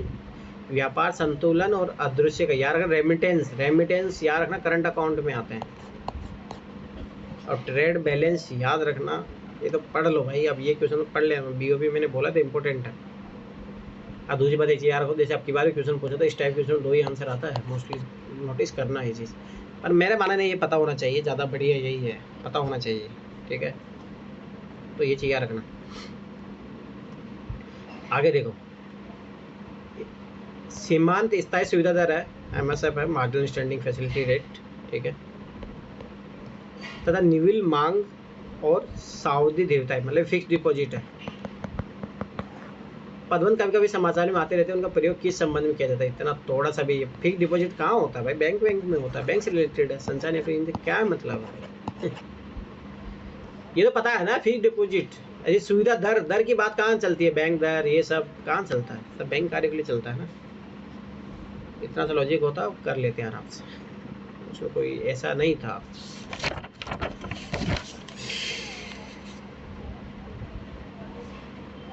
चलो ठीक है, अब देखो ध्यान से समझना ये चीज। अब देखो ना, जिनका इस टाइप क्वेश्चनों में पॉजिटिव थीम आ रहा है वो मोस्टली सही होते हैं, दोनों ध्यान देखना। शाखा रहित क्षेत्रों में जहाँ बैंक नहीं है, ये समझा करो एक शब्द का मीनिंग। शाखा रहित क्षेत्रों में व्यवसायिक संवाददाताओं बैंक शातिर को सेवाओं द्वारा लाभार्थियों की कौन कौन सी सुविधा उपलब्ध है। पॉजिटिव है, जनरल स्टेटमेंट होगी, दोनों आंसर होंगे, देखना। यह लाभार्थियों को अपने गांव में अपने सहाय और सामाजिक सुरक्षा लाभ प्राप्त करने योग्य बनाए, एकदम पॉजिटिव बात है। या ग्रामीण क्षेत्र में लाभार्थी धनराशि जमा करने और आहरण करने योग्य बनाते, एकदम सही बात है। और यूपीएससी कभी भी है ना, मैं फिर बता रहा हूँ, ये सिखाने की बात है कि सरकार ऐसा भी प्रोग्राम चला रही है, सीख लो थोड़ा, आपके गाँव में ऐसा है नहीं तो आप फायदा उठाओ। यूपीएससी हमेशा सिखाने का प्रयास करती है, दोनों के दोनों सही होंगे, सी आएगा आंसर, ठीक है। तो ये चीज़ याद रखना, पॉजिटिव है, पॉजिटिव इंपैक्ट। दूसरी बात देखो इसमें क्या होता है, बैंक करस्पॉन्डिंग क्या होते हैं, जिस जहाँ मान लो कि बहुत दुर्गम इलाके होते हैं जहाँ बैंक की स्थापना करना थोड़ा मुश्किल है, तो वहाँ पे क्या करते हैं, जैसे मान लो जो मेन ब्रांच है शहर में, उसमें कुछ एम्प्लॉय प्राइवेट सेक्टर में जो भी है उसको बैंकिंग करस्पॉन्डेंट बना दिया जाता है, बैंक साथी। तो वो क्या होता है, जाते हैं अपने साथ एक मशीन लेके जाते हैं, ध्यान समझना। वो गए बैंक में, तो बैंक को क्या करेंगे, वहाँ पे लोगों से मिलेंगे, भाई जिसको पैसा जमा कराना हो वो पैसा रख लेंगे, ठीक है, ध्यान समझना। तो उसको निकाल के उसका जो चेक अकाउंट खाता रहेगा उसमें उसको अपडेट कर देंगे और उसको वहीं पे दे देता है। कुछ लोगों को पैसे निकालना भी होता है, बैंक का क्या काम होता है, यही तो काम होता है। तो वो जो सोचो कि पैसे कलेक्ट किया, कुछ पैसे लेके भी जाता है, ठीक है, तो वो कुछ पैसे उसको दे देता है, तो ऐसे करके काम करता है, तो खाता अपडेट कर देता है। बैंक भी तो यही काम करता है। दूसरी बात, कुछ भी सोशल सिक्योरिटी की स्कीम चल रही है तो गवर्नमेंट उसका लाभ मिल ही सकता है, क्या ही दिक्कत है, नॉर्मल स्टेटमेंट है। तो ये चीज़ याद रखना, जनरल स्टेटमेंट है, पॉजिटिव है, गवर्नमेंट को इनिशिएटिव है, कोई अच्छा है, बहुत अच्छा वो सिखा रहा है तो गलत नहीं बताएगा। ये चीज़ याद रखना, यूपीएससी कभी नेगेटिव क्रिटिसिज्म नहीं करती है, तो ये चीज़ याद रखना। 1 2 3 4 मैंने क्या बोला, उद्देश्य जब भी आता तो मोस्टली ये आंसर, एक ही आंसर आता है, ये इसका यही हुआ, ठीक है। देखते हैं क्यों कटे हो। भारतीय अर्थव्यवस्था संदर्भ में निम्नलिखित में कौन कौन से सांविधिक आवश्यक आवश्यकता है। स्टैच्यू लिक्विडिटी ये होगा, हाँ, स्टैच्यूटरी रिजर्व रिक्वायरमेंट्स, ठीक है। अब ध्यान से उद्देश्य पूछा है तो मैंने बोला तो उद्देश्य मोस्टली एक आदि होता है, ठीक है। देखते हैं फिर भी क्यों है, कौन सा है, क्या नहीं है। अब तो ध्यान से देखना, सांविधिक आरक्षित आवश्यकता, ध्यान से समझना, आरक्षित है, सांविधिक है। देखो इसका मतलब ये होता है कि कुछ बैंक अपना पैसा बचा के रखो भाई, पता लगा कभी बैंक दिवालिया हो गया तो लोगों को पैसे दे सकें, ठीक है। थोड़ा बहुत आइडिया रखो, जैसे तुम्हें पता 5 लाख तक, अभी शायद अभी तो 5 लाख तक हो गया कि 5 लाख तक आपने चाहे मान लो बैंक में करोड़ों रुपए जमा करा के रखे हो, अगर बैंक रन कर गया, बर्बाद हो गया, तो आपको 5 लाख से ज़्यादा नहीं मिलेगा। तो उन आवश्यकताओं की पूरी करने के लिए रिजर्व रखते हैं, ताकि बैंक मान लो कभी भी डिमांड क्रिएट हो जाए, लोग पैसे निकालने आ जाए, तो उसके लिए इतना रिजर्व रखते हैं। अब बस इतना ध्यान से समझो।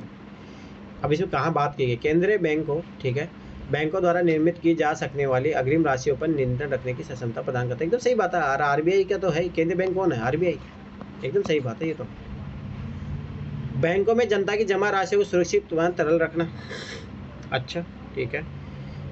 आगे देखो, व्यवसाय बैंकों को अत्यधिक लाभ कमाने से रोकना, ये तो नेगेटिव काम हो गया। अरे ऐसा सही होता है कि उनको अत्यधिक लाभ कमाने से रोकना, अत्यधिक लाभ कमाने से। बैंकों के दिन प्रतिदिन की आवश्यकताओं को पूरा करने के लिए पर्याप्त पोस्ट नकदी वॉलेट कैश को रखने को बाध्य करना मैं फिर बता नेगेटिव चीज़ है। आप कभी भी ये रखना कि आरबीआई पॉजिटिव काम में कितने बोला यूपीएससी कभी किसी संस्था को नेगेटिव चश्मे नहीं दिखाएगा। अगर ये सही है ना तो फिर मतलब आरबीआई बहुत गलत काम कर रहा है, तो कभी ऐसा करेगी यार रखना, अभी कभी ऐसा नहीं करेंगे। अब देखो ये तो गलत है, दो गलत है। अब देखो ये क्यों गलत है।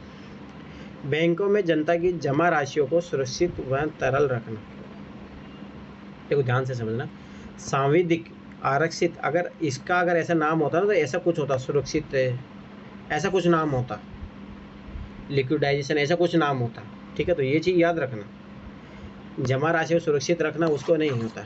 अब देखो ये पकड़ो, सांविधिक आरक्षित आवश्यकता, अब देखो एक एक चीज़ होगी यहाँ पे। केंद्रीय बैंकों, ठीक है, बैंकों द्वारा निर्मित की जा सकने वाली सकता ऐसे दिया सही होगा, अग्रिम राशियों पर नियंत्रण, ठीक है, रखने की सक्षमता प्रदान करता है। और आरबीआई तो सब ऐसी बात है, ये करता ही है। क्या अरे वो ऐसे भी नहीं, वो सही नहीं है ना, सुरक्षित रखता तो फिर उसका नाम अलग होता। फिर मैंने कितने वाला उद्देश्य होता तो एक ही सही होता है, ये चीज़ भी याद रखना। अभी ऑब्जर्व करना, 2018 में एक क्वेश्चन आया है। अब तो ध्यान देखना, हाल ही में एक जन विध्वंस हुआ जिसे अरब में स्प्रिंग कहा गया, मूलतः किस देश में हुआ था। अब देखो थोड़ा बहुत अगर मैप का आइडिया होगा, अब देखो अरब किधर, अरब कंट्रीज किधर है, आप उधर देखोगे मतलब कि सऊदी अरब हो गया, यमन, इथोपिया, ये सब सारी चीज़ हो गई, ठीक है। अब देखो इसमें ऑड इवन भी पकड़ सकते हो आप, बहुत सारे तरीके हैं। मिस्र हो गया, मिस्र देखो अफ्रीका का है, ठीक है। लेबनान हो गया, लेबनान भी जो है उधर का ही है, लेबनान यूरोप में तो नहीं है, ठीक। मैप देखना एक बार, ठीक है। ये सीरिया किधर है, अमित पता है, ठीक है। मैं एक स्टोरी सुनाता हूँ, इसका क्या स्टोरी है। देखो क्या हो रहा था, ध्यान से समझना, ये क्वेश्चन क्यों पूछा, यूपीएससी क्यों पूछती है, इसलिए याद रखना इस टाइप क्वेश्चन। क्या हुआ था अरब में, क्या हो रहा था कि जो मुस्लिम लड़कियाँ, मतलब मोस्टली वहाँ पे है ना, लड़कियों को बहुत ज़्यादा दबाया जाता है वहाँ, तुम्हें पता घर से भी नहीं निकाला जाता। दूसरी बात, वहाँ ड्राइविंग लाइसेंस भी की अनुमति नहीं है। तो ध्यान समझना, तो वहाँ पे एक मूवमेंट चला था, तो मतलब फेसबुक, ट्विटर, वहाँ बहुत टेक्नोलॉजिकल रूप से आगे भी है लोग, सब कुछ है। तो वहाँ की महिलाओं ने एक आंदोलन चलाया था ट्विटर पे, ध्यान से समझना इस चीज़ को। तो वहाँ की सरकार ने तो दबा दिया, क्योंकि अरब में भाई जो शायद वहाँ डेमोक्रेटिक सरकार तो चलती नहीं है, तो वहाँ तो दबा दिया उन्होंने, है ना। पर क्या हुआ ट्यूनीशिया में, ट्यूनीशिया छोटी सी देश है अफ्रीका की, ध्यान से देखना, लीबिया की जस्ट ऊपर है, ठीक है, लीबिया के जस्ट ऊपर है ट्यूनीशिया। तो वहाँ पे चलिए, वहाँ पे भाई देखो आज का सोशल मीडिया का ज़माना है, तो वहाँ पे फेसबुक पे ये मूवमेंट चला था, तो वहाँ पे सत्ता पलट दी गई थी, सोच लो इसी मूवमेंट के कारण। तो ये इसीलिए बोला गया कि अरब से जो चली स्प्रिंग, सोचो स्प्रिंग ऐसे फैलाओ, समझ रहे हो। तो ये वहाँ जाके इसने प्रभाव डाला। और मैंने कितने बोला, हमेशा करंट अफेयर में इस टाइप में जरूर देखना, जहाँ सत्ता पलट हो रहा हो। यूपीएससी क्वेश्चन पूछती है, जैसा कि 2023 में पूछा यूपीएससी ने, 2022 में पूछा, 2018 में पूछा, तो ये हमेशा याद रखना। इसकी स्टोरी ये थी, मेरा माना कि इस टाइप का क्वेश्चन कोई दिक्कत नहीं, गलत वजह कोई टेंशन नहीं है, अब इसमें ज़्यादा ऐसा भी नहीं। पर हाँ ऑड इवन वाले को कॉन्सेप्ट लग रहा हो तो देखो, थोड़ा बहुत लगेगा, थोड़ा बहुत एक आइडिया लोगे। सीरियल लेबनान एक बार देख लेना सारी कंट्री के। मैं फिर बताऊँ यूपीएससी जो कंट्री मेंशन करता है वही यूपीएससी क्वेश्चन पूछता भी है। अब देखो आर्कटिक काउंसिल अगर थोड़ा बहुत मैंने उस दिन बताया था कि 66 डिग्री से ऊपर वाला नॉर्थ में है उसको बोलते हैं। अब देखो 66 डिग्री में कौन कौन है, अब देखो ध्यान से समझना, डेनमार्क तो आएगा, जापान तो भाई इधर है 50 डिग्री के समथिंग है, तो ये तो नहीं है, जापान नहीं है। रशियन फेडरेशन देखो, रशियन तो एकदम पूरा नॉर्थ पोल पे पूरा कब्जा करके बैठा है, ये तो आएगा ही। और डेनमार्क को देखो जाके पूरा एकदम पूरा आखिरी में है उधर, ठीक है। यूनाइटेड किंगडम नहीं, यूके तो इधर है, ये थोड़ा नीचे है, बहुत नीचे है, ये तो बहुत नीचे है। याद रखना कि अमेरिका है, रीजन है इसका, मेनलैंड नहीं है अमेरिका का, अपन अलास्का वाला रीजन है, जो आप याद करो अलास्का ही तो रशिया से अलग होता है। तो मैंने क्या बोला था, 5 का 3, 2 3 4 5, तो उस तरीके से भी आंसर आ जाएगा। दूसरी बात ये पता होना चाहिए, अमेरिका का अलास्का रीजन के कारण ये होता है, यूनाइटेड किंगडम बहुत नीचे है, जापान ओपन नहीं है, ठीक है। तो ये चीज़ याद रखना। आगे देखो, अब जो ये यूपीएससी ने क्वेश्चन पूछा हुआ है, ठीक है, अभी पता होनी चाहिए। तीन फैक्ट तो मैंने कितने बोला, एक ही सही होगा, तीनों तो कभी नहीं सही होंगे, नन ऑफ हो, और तीनों कभी गलत भी नहीं, गलत है आपकी बात, पर ठीक है कोई बात नहीं, एक सही होगा, 3 फैक्ट है। ये पता याद रखना, चेचन्या ही है रशियन फेडरेशन में, यहाँ पे ना मुस्लिम समुदाय है एक, उसको दबाया जाता है, उस पर आरोप लगाए जाते हैं, ये सब सारी चीज़ें होती है। चेचन्या है, याद रखना ये। दूसरी देखो, स्वात घाटी का थोड़ा बहुत ही पता होगा ना, स्वात घाटी पाकिस्तान में है, ना कि इराक में। दारफुर घाटी याद रख लेना, पश्चिमी सूडान में है। अभी आगे याद रखना, पश्चिमी सूडान, अरे यूपीएससी ने ना यहीं से बार बार क्वेश्चन पूछे, यहीं से ही, कि पश्चिमी सूडान से अब की बार ही पूछा, तो ये चीज़ याद रखना। आगे के लिए इन क्वेश्चनों को तैयार करो। देखो अब की बार रिपीट हुआ अग्नि वाला, अब की बार रिपीट हुआ बरमोज, और उसके बारे में अग्नि 5 के बारे में पूछा। मैं फिर 12 तारीख का कि जिसका भी एडवांस फॉर्मेट आ रहा है, अब देखो ये चीज़ पता होता ना तो क्वेश्चन सॉल्व हो जाता। अग्नि परीक्षा पत्र के संदर्भ में निम्नलिखित कथनों में से या कौन सा, देखो अब पहली बात तो अब्दुल कलाम ने जो बनाई थी वो याद रखना, पटना के नाम से, पृथ्वी, आग, त्रिशूल, नाग, ऐसे करके थी, ठीक है। पहली बात ये पता होनी चाहिए। अब जो दूसरी बात अग्नि है ना, याद रखना, तो ये सरफेस टू सरफेस है, सतह से छोड़ी जाती है, सतह पे ही मार करती है, पहली बात, ठीक है। यह धरातल से धरातल तक मार करने वाली परीक्षा पत्र है, ठीक है। तो ये पहली बात तो ये सही है, इसका अपना आइडिया भी है, जितना पता होना चाहिए, ठीक है, ये चीज़ याद रखना। अब मैंने कितने में बोला, ध्यान से समझना, डाटा हमेशा गलत होता है, ये तो गलत है। अरे यही यूपीएससी में फिर होता ना, अब की बार थोड़ा बहुत लॉजिक लगाता ना, यही लॉजिक में ट्यूशन आया था 2023 में, गलत है, ठीक है। केवल धरोक नोदक ईंधन के रूप में इस्तेमाल होता, बस यही तो काटना था। अच्छा तो इसी पे आरएडी कर लेते, 2023 वाला क्वेश्चन बच जाता। मैं फिर 12 बता रहा हूँ, ये चीज़ याद रखना। तो 1 2 3 none of the above, 1 question, 3 fact मैंने ये भी याद रखना, 3 फैक्ट, और ये ट्रिक मेरी लगी है बहुत सारे कोचिंग में, मेरे कम से कम मेरे है ना 5-6 क्वेश्चन बड़े थे, उसका रीज़न यही था, कुछ जो सही थे वो गलत भी हुए हैं, तो उसका रीज़न ये है कि मैंने जैसे ये लगाया था 3 फैक्ट है तो एक सही है, तो मेरा सही निकले हो, तो ये चीज़ याद रखना, ठीक है।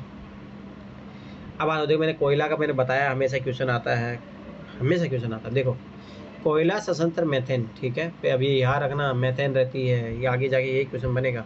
और शेल गैस नामक 2 गैर परंपरागत ऊर्जा स्रोतों के निम्नलिखित कथनों पर विचार कीजिए। परंपरागत है, गैर परंपरागत ऊर्जा के स्रोत है, ठीक है, मेथेन, और उसके बारे में बोला, ध्यान से समझना, ये पढ़ो। भारत में कोयला संसाधन मेथेन स्रोत बहुतायत में, किंतु अब तक शेल गैस स्रोत ही नहीं पाए गए हैं, एकदम गलत स्टेटमेंट है। और यही आगे जाके ना यूपीएससी ने पूछा कहाँ पे शेल गैस के भंडार पाए गए हैं, सोचो यूपीएससी यहाँ पे बोल रहा कहीं पाए नहीं गए, आगे जाके बोल रहा है कि शेल गैस के भंडार पाए गए। और उनके बारे में क्वेश्चन पूछा है, तो ठीक है, ये तो गलत हो गया। अब देखो, कोयला सशस्त्र मेथेन, कोयला संधियों से निष्कासित शुद्ध मेथेन गैस है, अच्छा कोई बात नहीं। जबकि शेल गैस केवल प्रोपेन और ब्यूटेन का एक मिश्रण है जो सूक्ष्मवादी अवसादी सेलों से निष्कासित की जा सकती है। मुझे बताओ, केवल वर्ड, इसका मतलब बोल रहा है इसके अलावा कुछ निकलता ही नहीं है, तो बहुत गलत हो गया, दोनों के दोनों गलत है, ये चीज़ याद रखना, ठीक है। कोल गैस के बारे में थोड़ा बताएं। हाँ बताओ। कोल गैस है सर, ये केवल ये अवसादी चट्टानों में पाए जाते हैं, और ये अवसादी चट्टानों में गर्मी और दबाव के कारण, फॉसिल्स होते हैं, पेड़ पौधे रहते हैं, वो दबाव के कारण सेल गैस बन जाते हैं। और इसका सेल गैस कहाँ कहाँ पाए जाते हैं, यानी कि इसका उत्पादन कहाँ कहाँ होता है, काम्बे बेसिन, जो कि गुजरात, पूर्वोत्तर भारत, गोंडवाना के बेसिन में। और भारत में कहाँ पाए जाते हैं सेल गैस, ये भारत में थोड़ा मैं भूल गया हूँ। और निष्कर्षण विधि क्या है, ये कोल गैस निकलते कैसे, हाइड्रोलिक फ्रैक्चरिंग से निकलते हैं, और फ्रैंकिंग जिसमें उच्च दबाव पर तरल पदार्थ डाला जाता है। फ्रैक्चरिंग का मतलब होता है कि उच्च दबाव पर तरल को डाला जाता है और उसके बाद फिर निकाला जाता है सेल गैस। ठीक है, चलो अब देखो ध्यान से समझना, अब देखो समझो, 1 2 3 मैंने क्या बोला, भारत के चांगो समुदाय है, चांगो समुदाय ध्यान से समझना, ये मुख्यतः उत्तराखंड राज्य में रहते हैं। बस 8 2। अब देखो एक गलत गया। वे अच्छे किस्म को ऊन देने वाले पश्मीना बकरियों को पालते हैं। जनरल स्टेटमेंट है, थोड़ा बहुत भी आइडिया होगा। पश्मीना से जम्मू कश्मीर में पाया जाता है, तो ये भी कॉन्ट्राडिक्शन है। थोड़ा बहुत अगर पता हो ना, पश्मीना कश्मीर में पाया जाता है, जम्मू कश्मीर और लद्दाख में। ठीक है, पहली बात। ठीक है, तो ये तो इसलिए गलत हो गया। आगे देखो, उन्हें अनुसूचित जनजाति की श्रेणी में रखा जाता है। एकदम कोई बात नहीं, जनरल स्टेटमेंट है। ठीक है, अब दूसरी बात, चलो ठीक है, ये जनरल स्टेटमेंट है। बकरियों पालते होंगे, क्या दिक्कत है। मान लो कि इन दोनों में तुम्हें आपको लगाना, तो मैं बोला 2 फैक्ट है, 2 फैक्ट में ये जरूर सही होगा। ये चीज़ यार, अरे ये क्यों गलत है, क्योंकि मुख्यतः तो ये सही है, बस खत्म बात। और यूपीएससी में फिर बता रहा हूँ, ज़्यादा इंपॉर्टेंट कौन है, एसटी मतलब शेड्यूल्ड ट्राइब हो गया, ये ज़्यादा इंपॉर्टेंट है। यूपीएससी यहाँ से क्वेश्चन हर बार पूछता है। शेड्यूल्ड ट्राइब याद रखना, कभी गलत नहीं बताएगा इनको। शेड्यूल्ड ट्राइब के बारे में याद रखना। अभी क्वेश्चन ध्यान से समझना, एक क्वेश्चन आगे भी रिपीट हुआ। आते हो ध्यान से दो, मैं फिर बता रहा हूँ, इंपॉर्टेंट सेल गैस है। सेल गैस कहाँ दी है, मैं फिर बता रहा हूँ, इंपॉर्टेंट थीम समझो यूपीएससी। देखो ये सेल गैस का यूपीएससी क्वेश्चन पूछा, यहाँ पूछा, आगे भी पूछा, कितनी बार पूछा, आंसर ऐसे ही बनेगा। भारत में गवार क्लस्टर बीन का पारंपरिक रूप से सब्जी या पशु आहार के रूप में उपयोग किया जाता है। राजस्थान की सबसे फेवरेट है, बाजरे रोटी के साथ खाओ गवार की। ठीक है, कि तो हाल ही में इसकी खेती ने महत्वपूर्ण स्थान प्राप्त किया था, पॉजिटिव है। इस समीकरण कौन सा कथन सही है, बीजों से निकला गया तेल जैव निम्नकरणीय सुगठियों के निर्माण में प्रयुक्त होता है। अच्छा, बायोडिग्रेडेबल है। इसके बीजों से निर्मित सेल गैस के निष्कर्षण में प्रयुक्त होता है, एकदम सही होता है। अब जो ध्यान देखना, 2 ऑप्शन देख सकते हो, प्रयुक्त होता है, प्रयुक्त होता है, इन दोनों में से आंसर आएगा। तो ये तो ऑटोमेटिक। इस पौधे के पत्तियों के सार के प्रतिष्ठामिक गुणधर्म होता है, ये उच्च गुणवत्ता के जैव डीजल का एक स्रोत है। फालतू की बात है। अब जो आंसर इन दोनों में से ही है। अब मैंने क्या बोला, इंपॉर्टेंट थीम क्या है यूपीएससी, सेल गैस। ये चीज़ मैं फिर बता रहा हूँ, पीवाई की बार बार देखने का फायदा है, आपको पता लग जाएगा। जैसे अभी पता लग गया शेड्यूल्ड ट्राइब इंपॉर्टेंट है, सेल गैस इंपॉर्टेंट है यूपीएससी के लिए, मतलब ग्राम सभा इंपॉर्टेंट रहती है। ठीक है, यूपीएससी के लिए सिक्के इंपॉर्टेंट है, पोर्ट इंपॉर्टेंट है, सोका इंपॉर्टेंट है, ये सब माइंड में रखो। कोरल रीफ, यही क्वेश्चन 2022 में आया। 1 2 3 4 सब जगह तो पाई नहीं जाएगी कोरल रीफ। तो और मैं फिर बता रहा हूँ, यही क्वेश्चन आएगा फिर 2023 में, क्योंकि ना जो लक्षद्वीप जो है, ध्यान से 90% कोरल से ही बना हुआ है। तो क्वेश्चन याद है, एनसीईआरटी में बहुत अच्छे से दिया हुआ है लक्षद्वीप के बारे में, तो क्वेश्चन बनेगा। मैं फिर बार बता रहा हूँ। तो देखो, अंडमान निकोबार द्वीप समूह, ये तो भाई स्वाभाविक सी बात है, पूरा पानी में बिछा हुआ है। ठीक है, कच्छ की खाड़ी, उजात वाला इलाका, मन्नार की खाड़ी, ये सुंदरबन डेल्टा नहीं है, ये अलग चीज़ के लिए फेमस है। याद रखना ये चीज़, अभी पता होनी चाहिए। फिर क्वेश्चन मैं फिर बता रहा हूँ, सब क्वेश्चन को जोड़ के एक नया क्वेश्चन बनेगा, इसलिए फिर बता रहा हूँ, रटे हुए होने चाहिए ये चीज़ें, कहाँ पे है प्रवाल विद्या, कहाँ पे नहीं है। ये क्वेश्चन 2022 में आया। अब देखो, कोरल रीफ इंपॉर्टेंट है यूपीएससी के लिए, थीम लिख लो, कोरल रीफ इंपॉर्टेंट है, क्वेश्चन आएगा। आप देखो ध्यान से देखना, ये क्वेश्चन रिपीटेड है, याद करो 2011-12 में वहाँ रिपीट हुआ है। अभी देखो इधर रिपीट हो गया, अभी देखो रिपीटेशन शुरू होता जाएगा। भारत में मृदा अपक्षय समस्या निम्नलिखित से संबंधित है।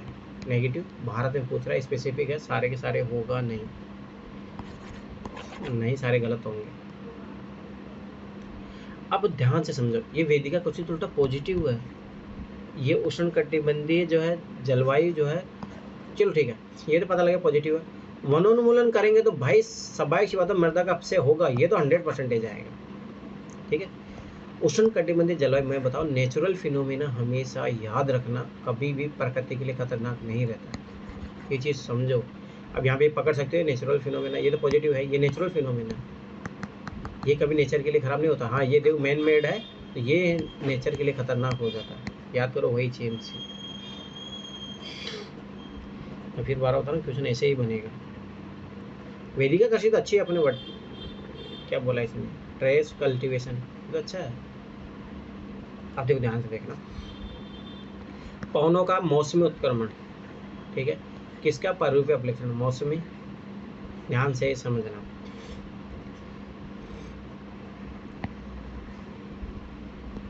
मानसून जलवायु, मौसमी मतलब मानसून, तो फिर सभी जलवायु इसीलिए होता है, भूमध्य रेखा जलवायु। मानसून जलवायु बोल ही रहा है कि मौसम के अनुसार जहाँ बदलाव होते रहते हैं, तो बस वो कौन सी होंगी, मानसून जलवायु तो होगी ना। ये पकड़ा करो, ये क्वेश्चन से पकड़ा करो। आगे बढ़ो।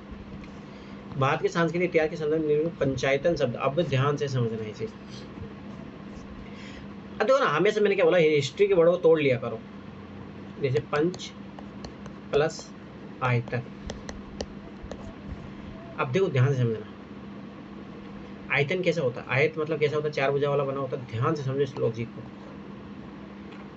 तो ये 4 इधर रहेंगे कुछ ना कुछ, और एक सेंटर में रहेगा बस। तो ऐसे कहाँ बात कर रहा है। ग्राम के जैसे हम लोग पंच करके पंचायत मत मार देना, यूपीएससी फंसाती है, थोड़ा बहुत समझा करो। नो देखो सबसे बड़ी बात है, यूपीएससी पता है कि बच्चे मार के भाग जाएंगे, यही ऑप्शन बनाए इसको, ठीक है। तो ये चीज याद रखना। दूसरी बात ये समझो, पंच प्लस आयतन है, 5 आयत है, 5 आयत है, ठीक है। तो 5 आयत बने हुए हैं, तो 5 आयत कैसे बनेंगे, 1 आयत, 2 आयत, 3 आयत, 4 आयत, 5 आयत, ठीक है। धार्मिक संप्रदाय मैंने कभी बोला है ऐसे तो कभी सुने नहीं होंगे। मंदिर रचना शैली 9, नहीं सॉरी, ये तो पुजारो टेम्पल जो सब बने हुए, देखो ग्राम जैसे ये तो उन्हें यूपीएससी फंसाने के लिए दिया है, तो ये चीज़ याद रखना। धार्मिक संप्रदाय इतना तो पता है अपने को, ठीक है। यूपीएससी में फिर बताओ ज़्यादा इंपॉर्टेंट क्या है यहाँ पे। देखो मंदिर आर्किटेक्चर स्टेक याद करो, यूपीएससी में पहले भी क्वेश्चन पूछा था, गांधार मत वो पूछा था ना, बेसर शैली, नागर शैली, द्रविड़ शैली, वो क्या था, उसका आंसर क्या था, अरे यही है मंदिर रचना शैली। आज भी जो खुजारों को टेम्पल है वो सब इसी पे बने हुए हैं। पंचायत है मतलब मेन जो मंदिर यहाँ रहेगा, उसके साइड में 4 मंदिर और बने रहेंगे, यही मंदिर रचना शैली है। और आपकी बार इंपॉर्टेंट हो जाएगा, याद रखना ये चीज़, ठीक है। दूसरी बात देखो, एक और इसमें लॉजिक था, क्वेश्चन में ध्यान से समझना। एक तो ये हो ही गया, ठीक है, ध्यान से समझो। सांस्कृतिक इतिहास, ये सब प्रोसेस नहीं अधिकारी। सांस्कृतिक इतिहास, art and culture, art and culture में क्या इंपॉर्टेंट है, मंदिर रचना शैली। तो ये चीज़ याद रखना, ठीक है। आगे देखो, अरुणाचल प्रदेश से होकर बहती है, ध्यान से समझना ये चीज़। स्पेसिफिक एरिया बोल दिया तो स्वाभाविक की बात है, सारे के सारे तो आएंगे नहीं। अब देखो, अरुणाचल प्रदेश होकर बहती है, अपने पता ब्रह्मपुत्र वहाँ से बहती है, ठीक है। तो ब्रह्मपुत्र जो सहायक नदी होगी वो जरूर बहेगी। लोहित और सुबनसिरी याद रखना कि ब्रह्मपुत्र की सहायक नदी है, और ये अरुणाचल प्रदेश से बहती है, ठीक है। तो ये चीज़ याद रखना। दूसरी बात, बराक नदी याद रखना, बराक ये असम में बहती है, असम में बहते हुए ये जाती है मणिपुर, मणिपुर होती है नागालैंड, नागालैंड से मिजोरम, फिर ये बांग्लादेश में जाती है। तो ये बराक नदी थोड़ा बहुत पता होना चाहिए आइडिया। तो ये देखो असम में ऐसे बहते हुए ऐसे जाती है, असम, मणिपुर, नागालैंड, मिजोरम, फिर बांग्लादेश, ऐसे करके बनाती है, ठीक है। तो ये तो दूसरी बात है ना। अब देखो यही क्वेश्चन 2017 में रिपीट हुआ, उसमें डायरेक्ट यही दिया था, लोहित तो सुबनसिरी, और यही है जो ब्रह्मपुत्र की सहायक नदी है अभी। तो मैं फिर बता रहा हूँ, ये बूंद बूंद से गड़ा भरेगा, ऐसे नहीं है। एक एक चीज़ आपको ये याद होनी चाहिए। अब देखो यही क्वेश्चन आगे जाके रिपीट हुआ, 2019 में हुआ, 2018 में रिपीट हुआ यही क्वेश्चन। अब देखो मैंने बोला था ना, wetland is very very important. अरे अब की बात 2023 में भी आया है। कोलेरू झील याद आया, अब बोलो।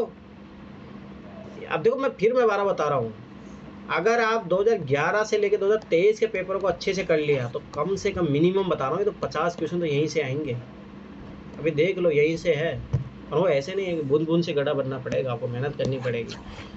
पीवाईक्यू लेके बैठो, काम इसी से हो जाएगा। और यूपीएससी पीवाईक्यू कर लो, इसी से काम हो जाएगा। मेरा तो माना, आप सुनो मेरे अखिर बता रहा हूँ, 1995 से लेके अगर 2010 नहीं भी करो कोई बात नहीं, टेंशन नहीं लेना। पर अगर 2011 से लेकर 2023 तो मैं तो शायद हो सकता है। देखो मैं हमेशा इस चीज़ पे काम करता हूँ, क्योंकि मेरा देखो सिंपल सा है, मैं कभी इतना पढ़ाकू नहीं रहा, मैं अखिर बता रहा हूँ अपना। और मुझे पता है कि भाई कौन सी चीज़ है जो मैं मिनिमम एफर्ट करूँ मुझे ज़्यादा आउटपुट मिल सकता है।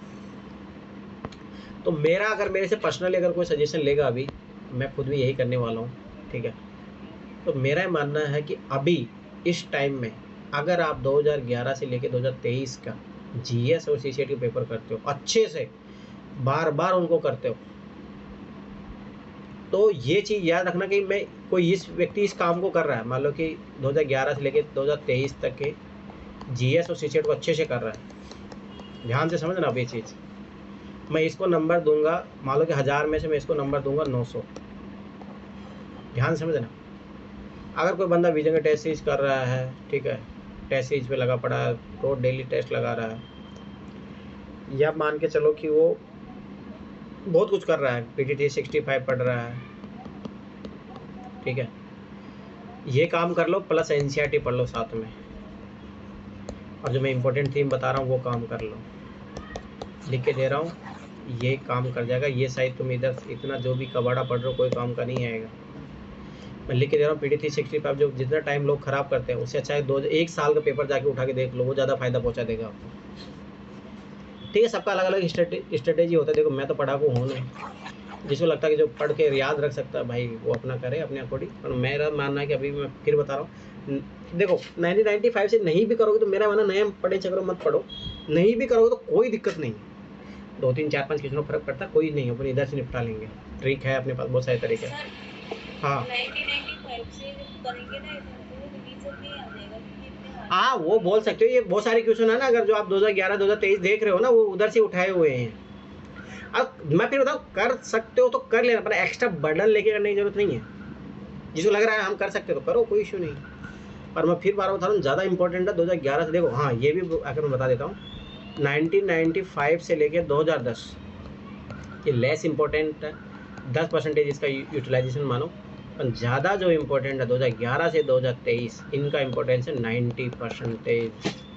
तो अब देख लो, अब अगर टाइम है तो कर लेना चाहिए, इसे कोई इशू नहीं। मेरा माना 5-10 क्वेश्चन तो आते हैं उधर से, आते हैं, इतना तो मैं गारंटी बता रहा हूँ, आते हैं। ठीक है, अब देखो अब ये क्वेश्चन देखो ना 2023 में आया थोड़ा, पर माना हाँ इसमें जब फायदा है 2011 से 2023 में, जब आप R&D करोगे एक क्वेश्चन का अच्छे तरीके से जाके, तब फायदा है। 40-50 क्वेश्चन डायरेक्ट मिलेंगे आपको।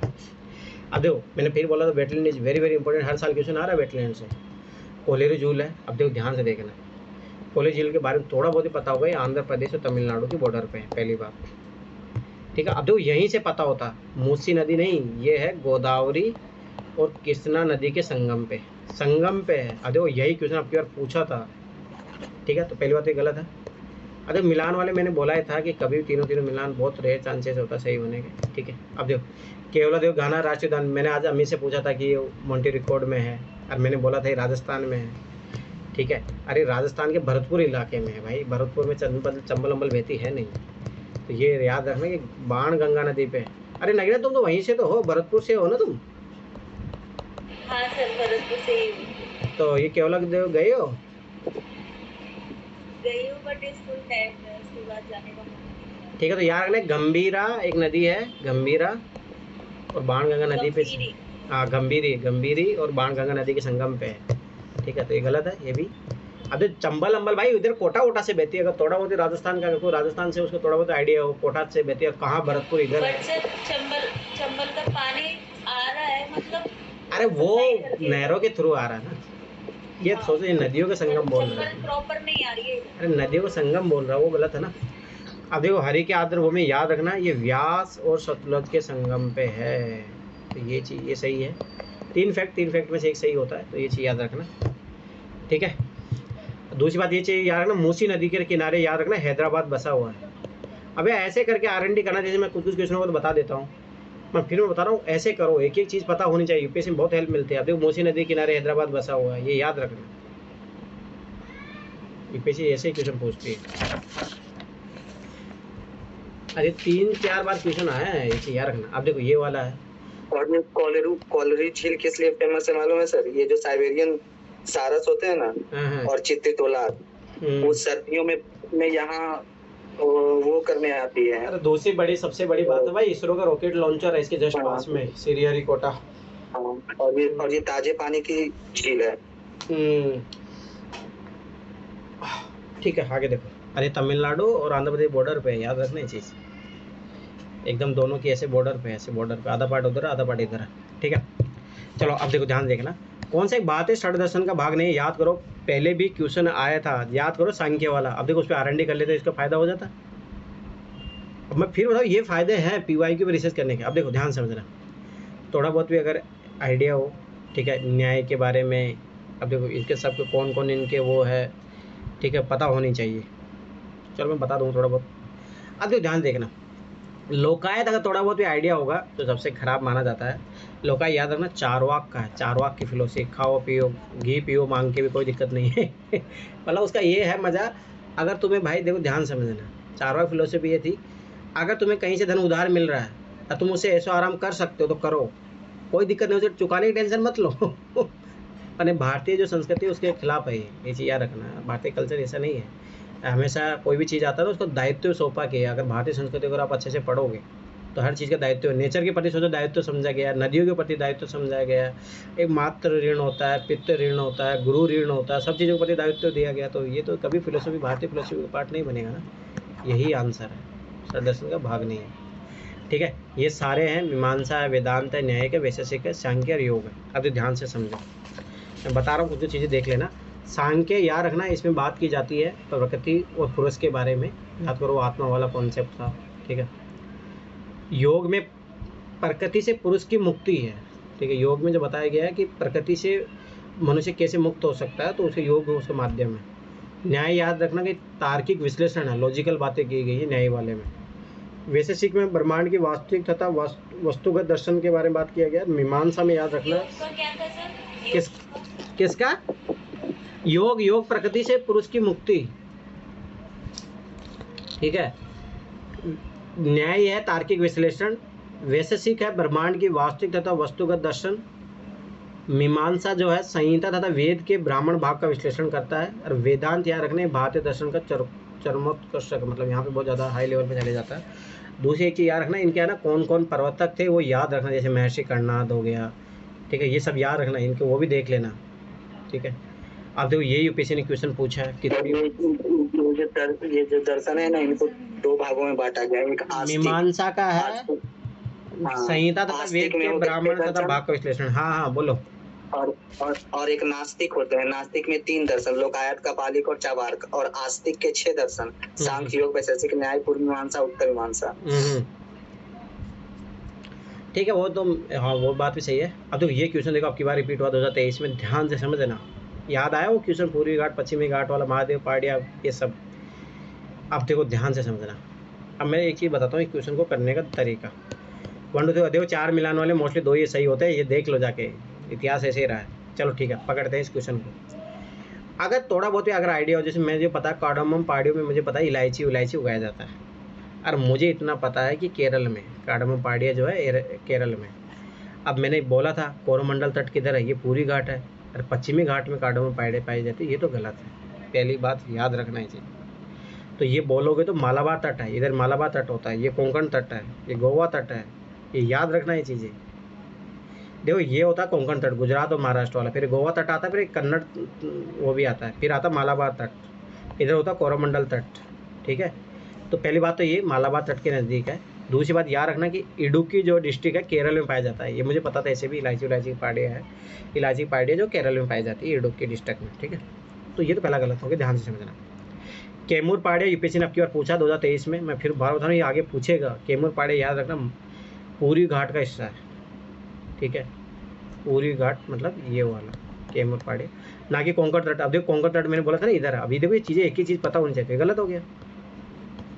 ठीक है, ये पश्चिमी घाट है उधर। अब देखो महादेव पहाड़ियाँ यूपीएससी ने क्या पूछा था जिसके बारे में, ये याद रखना सतपुड़ा की पर्वत श्रेणी है महादेव, और यही यूपीएससी ने क्या पूछा था, सतपुड़ा की पर्वत श्रेणी है, मतलब विंध्य रेंज में आता है ये, और यही यूपीएससी ने क्या क्वेश्चन पूछा था। ये बात सही है, मध्य भारत एमपी में है, सही बात है एकदम। मिकिर पहाड़ियाँ ध्यान समझना, मिकिर पहाड़ियाँ याद रखना असम में है, और जो पूर्वोत्तर भारत में, एकदम सही बात है, 2 सही है। और यही क्वेश्चन को कर जाते तो क्वेश्चन सही हो जाता, यही फ़ायदा है करके जाओगे। अब देखो ये क्वेश्चन ध्यान से 2019 डायरेक्ट रिपीट हुआ। भारत के संविधान के नियम में कौन सी एक अनुसूची में दल बदल विरोधक विषय के उपबंध है? चलो अमित बताओ, दूसरे में क्या दिया हुआ?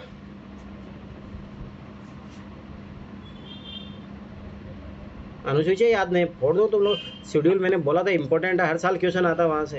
ये दूसरी अनुसूची में सर ये पेमेंट वगैरह की बात की गई है उसमें। अच्छा, पद है सर, शपथ, राष्ट्रपति, प्रधानमंत्री। अरे देखो समझो, पहली बात तो 12 ही तो है, 12 जिसमें 11 तो पंचायती राज से है, 12 नगर पालिका से है, 10 ही दल बदल से है, 9वीं अनुसूची लैंड रिफॉर्म याद करो फर्स्ट अमेंडमेंट के तहत जोड़ा गया था, उसके तहत है। 8वीं में क्या है, भाषाएँ है। 7वीं में क्या है, समवर्ती राज्य सूची केंद्र सूची, ठीक है। 6ठी में क्या है, असम मेघालय त्रिपुरा मिजोरम। 5वीं में क्या है, शेड्यूल एरिया है, ठीक है। 4थी में क्या है, राज्यसभा सीटों का आवंटन है, ठीक है। फर्स्ट में तो इंडिया भारत ये डिस्क्राइब किया गया। 2 और 3rd में क्या है बताओ। सर सेकंड में पद तो मैं बता रहा हूँ सर। हाँ बताओ सेकंड, बताओ अमित। ये दूसरी अनुसूची के तहत जो है ना सर, ये इसमें अपने राज्य को ये कर सकते हैं, उसका नाम परिवर्तन कर सकते हैं सर, और एक अपने ही भारत के टेरिटरी में ही एक राज्य को दूसरे धन्यवाद प्रभु, क्या बता रहे हो तुम? आर्टिकल नहीं पूछ रहा हूँ मैं तेरे से, दूसरी अनुसूची पूछ रहा हूँ, बताओ। जो ये रहते हैं ना सर बताया तो है, पद है दूसरी अनुसूची में। और तीसरी में क्या है? उनका शपथ। हाँ शपथ। शपथ वाला सिस्टम। अमित उठा के फेंक दूंगा तुम्हें, अनुसूची याद नहीं है। और आपकी बार क्वेश्चन आएगा, इंडिया का डिबेट था और वो अनुसूची 1 में है, याद रखना ये चीज। राज्यसभा सीटों का आवंटन आर्टिकल वो अनुसूची 4। अब ये क्वेश्चन ही नहीं, गलत करो कैसे काम चलेगा। ठीक है आगे देखो, जैव विविधता बायोडाइवर्सिटी याद करो, यही क्वेश्चन 2013 में आया था। के साथ साथ मनुष्य के परंपरागत जीवन के संरक्षण के लिए सबसे महत्वपूर्ण रणनीति निम्न में किस एक की स्थापना, मैंने याद करो। अब देखो ध्यान से समझना, मैंने एक चीज़ बताया था कि जो बायोस्फीयर रिजर्व होते हैं ना, बायोस्फीयर रिजर्व, ठीक है, ध्यान से उसमें क्या होता है, उसमें एक कोर एरिया होता है, फिर एक बफर एरिया बनाया जाता है। इसमें कुछ भी ह्यूमन एक्टिविटी अलाउ नहीं होती यहाँ तक। पर एक होता है ट्रांजिशन जोन, ट्रांजिशन थोड़ा बहुत मात्रा में यहाँ पे सड़कें भी बन जाती है, लोग थोड़ा बहुत घर बना के भी रह सकते हैं, थोड़ा बहुत होता है। जैव विविधता के साथ साथ मनुष्य के परंपरागत जीवन के संरक्षण के लिए सबसे महत्वपूर्ण रणनीति किसमें एक स्थापना करने में निहित है, तो जीवमंडल रिश्ते हैं, याद रखना ये चीज़। दूसरी बात मैंने बोला था वानस्पतिक उद्यान, तो देखो ये सैरो बोटानिकल गार्डन याद करो, यही सेम क्वेश्चन 2011-12 वाला। राष्ट्रीय उपवन ये सब नहीं है, वन्य जीव उद्यान में तो ऐसे नहीं, वाइल्ड लाइफ सेंचुरी में कैसे होगा, यहाँ पे तो सोचो टाइगर वाइगर रहते हैं, तो टाइगर में बसने दिया जाएगा क्या?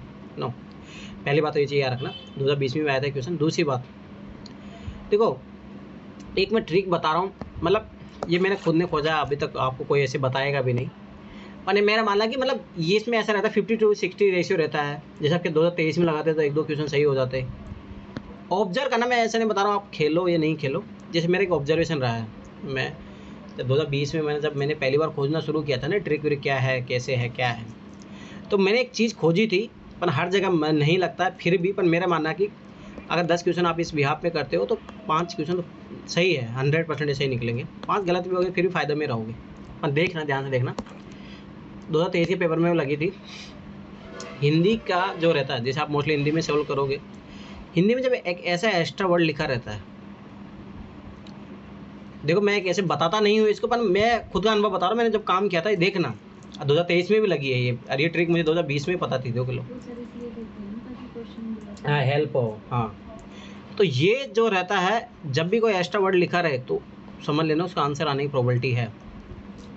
अभी मैं ऐसा नहीं बोल रहा हूँ, ये चीज़ देखना, आप खुद से अप्लाई करके देखना, 2023 में भी हुआ है। याद करो, डेमोक्रेटिक रिपब्लिक कांगो पूरा एकदम लिख के दिया था आपको, और वही आंसर था उसका। आपको ना 2019 वाले पेपर में भी मिलेगा आंसर, एक 2016-17 वाले में मिलेगा, पर गलत भी निकलेगा बहुत जगह तो नहीं, परंतु है, परंतु ये चीज़ थोड़ा याद रखना। इसका मेरा ये मानना है कि यूपी थोड़ा बहुत ये चाहते हैं कि थोड़ा हेल्प करता है, तो सही भी एक प्रोबेबिलिटी है, ठीक है। देखना, तो ये चीज़ें 2023 वाले में भी लगी थी, अभी मैं दिखा देता हूँ तुम लोगों को, रुको, 2000 पेपर इधर ही होगा, लगती है, ऐसा नहीं है, लगती है। अरे ये मैंने काम जब 2021 का पेपर ढूंढ रहा था ना, तब मैंने किया था।